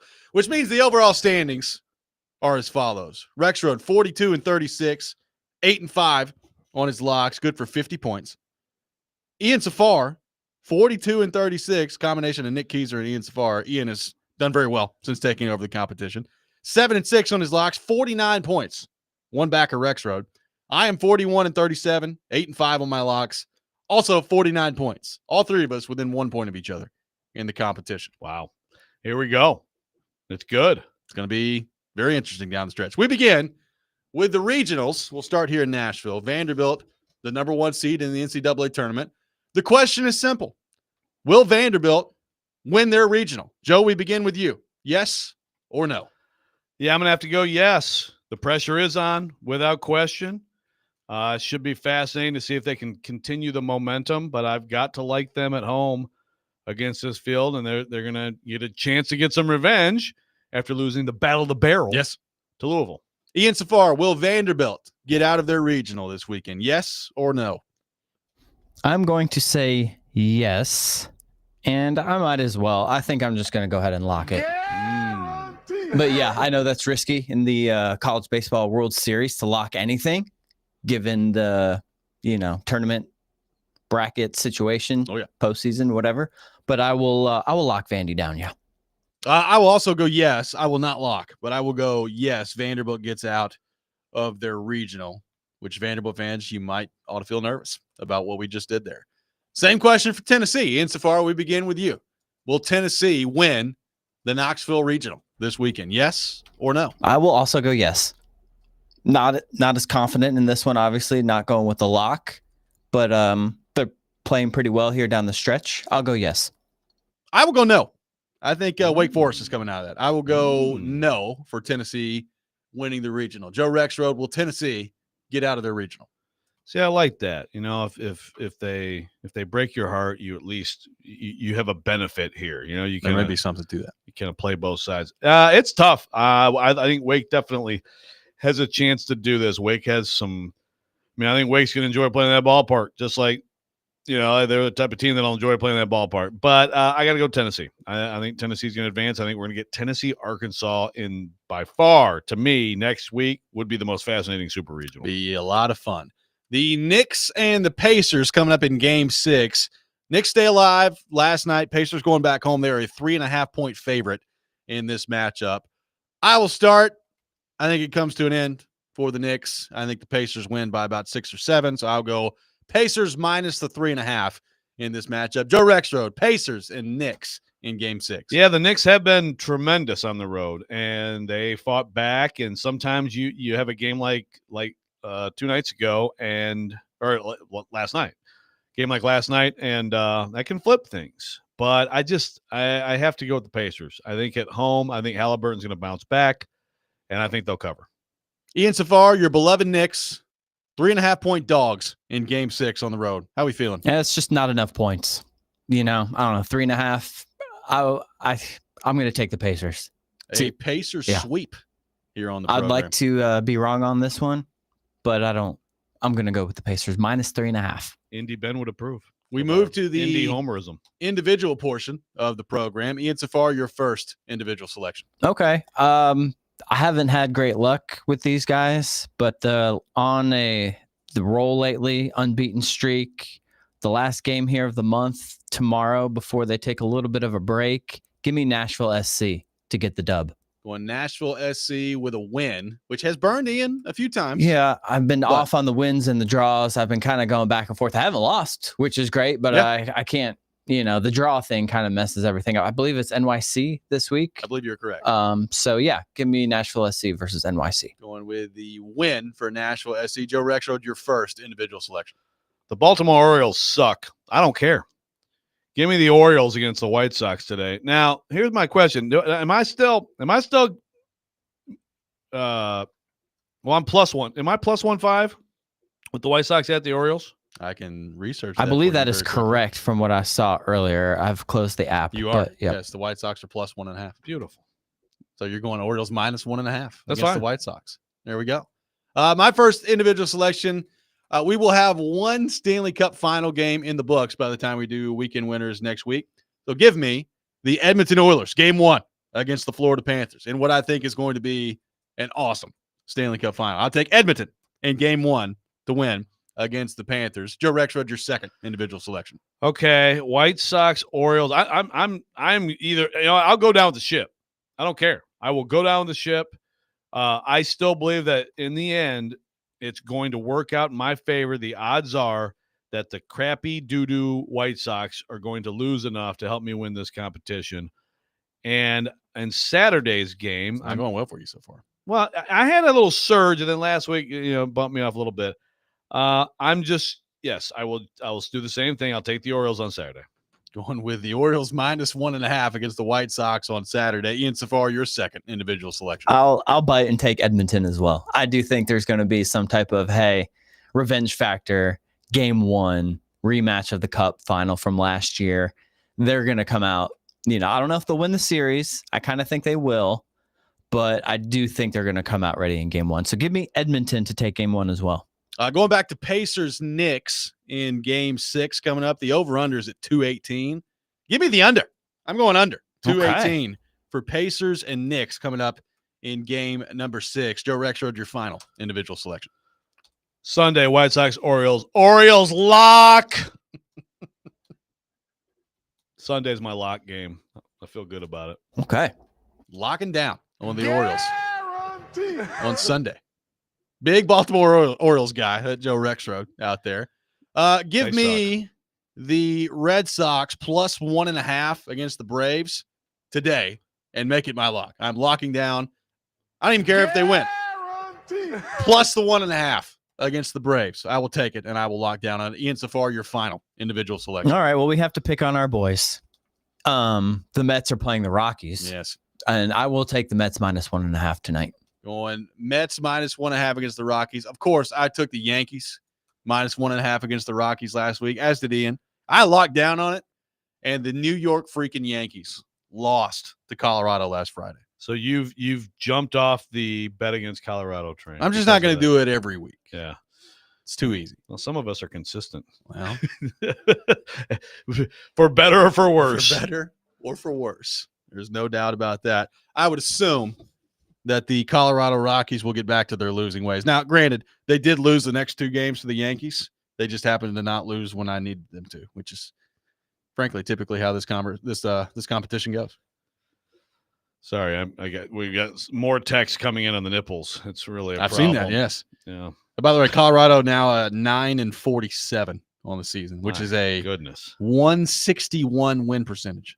You know what their run so the second, let's go through the second worst run differential in the league right now belongs to the Athletics at -101, which is an incredible number, by the way. That's a big number.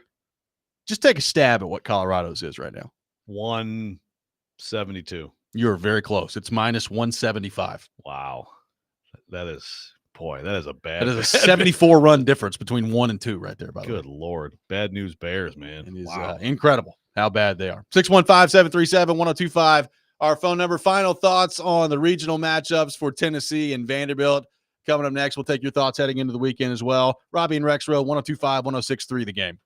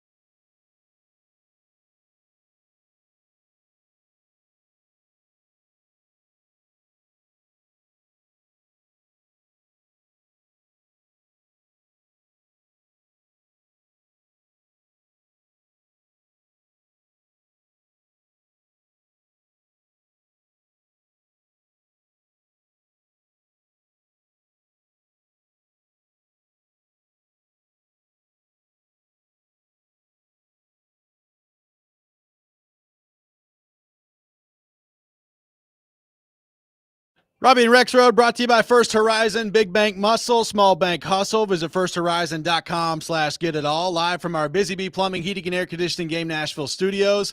Home of the $99 yearly Beehive membership where the buzz is always about great service. Taking your thoughts on our phone and text lines driven by WilsonCountyHyundai.com. By the way, I do have to give a shout out to Busy Bee. You know, they sponsored a hole yesterday at our golf tournament. And, you know, whether it's like somebody has food out there. Some other holes have like, hey, if you hit a hole in one here, you can win an ATV. There was a nice display from Busy Bee Plumbing, Heating, and Air Conditioning. It was just a toilet sitting on the tee box where people could take pictures on. It was awesome. I like it. I'd like to give a shout out to DJ Burnside for his latest illustration with me, you, and Big Joe in the victory poster. Yes. At Dennis J. Burnside on X. Have you transitioned to just calling it X now? Kind of. I kind of hate it, but it's. I hate it anyway. So, but I still say tweet. I like. Yeah. You know, you can call it X, but I'm not going to say post it on X. You tweet it. You tweeted it. You're tweeting. You can still say tweeted. You can say whatever you want. You can call it an absolute dystopian hellscape if you like, and you're not too far away.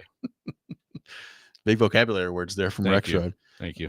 Joe, you will be covering the Vanderbilt series. I keep calling it series. It's not a series. A regional this weekend, and we'll see how that goes beginning tonight in game 1 for Vanderbilt at 5 o'clock or right around 5 o'clock. If they can win tonight, we'll see. It'll likely be Louisville, but we'll see. As we were instructed earlier on the text line, we will not underestimate ETSU on this program, so keep that in mind tonight. But that's right. Your thoughts on Vanderbilt heading into the regional here, the pressure surrounding being the number 1 overall seed, and what Vanderbilt has to prove here, not getting out of the regional round since 2021.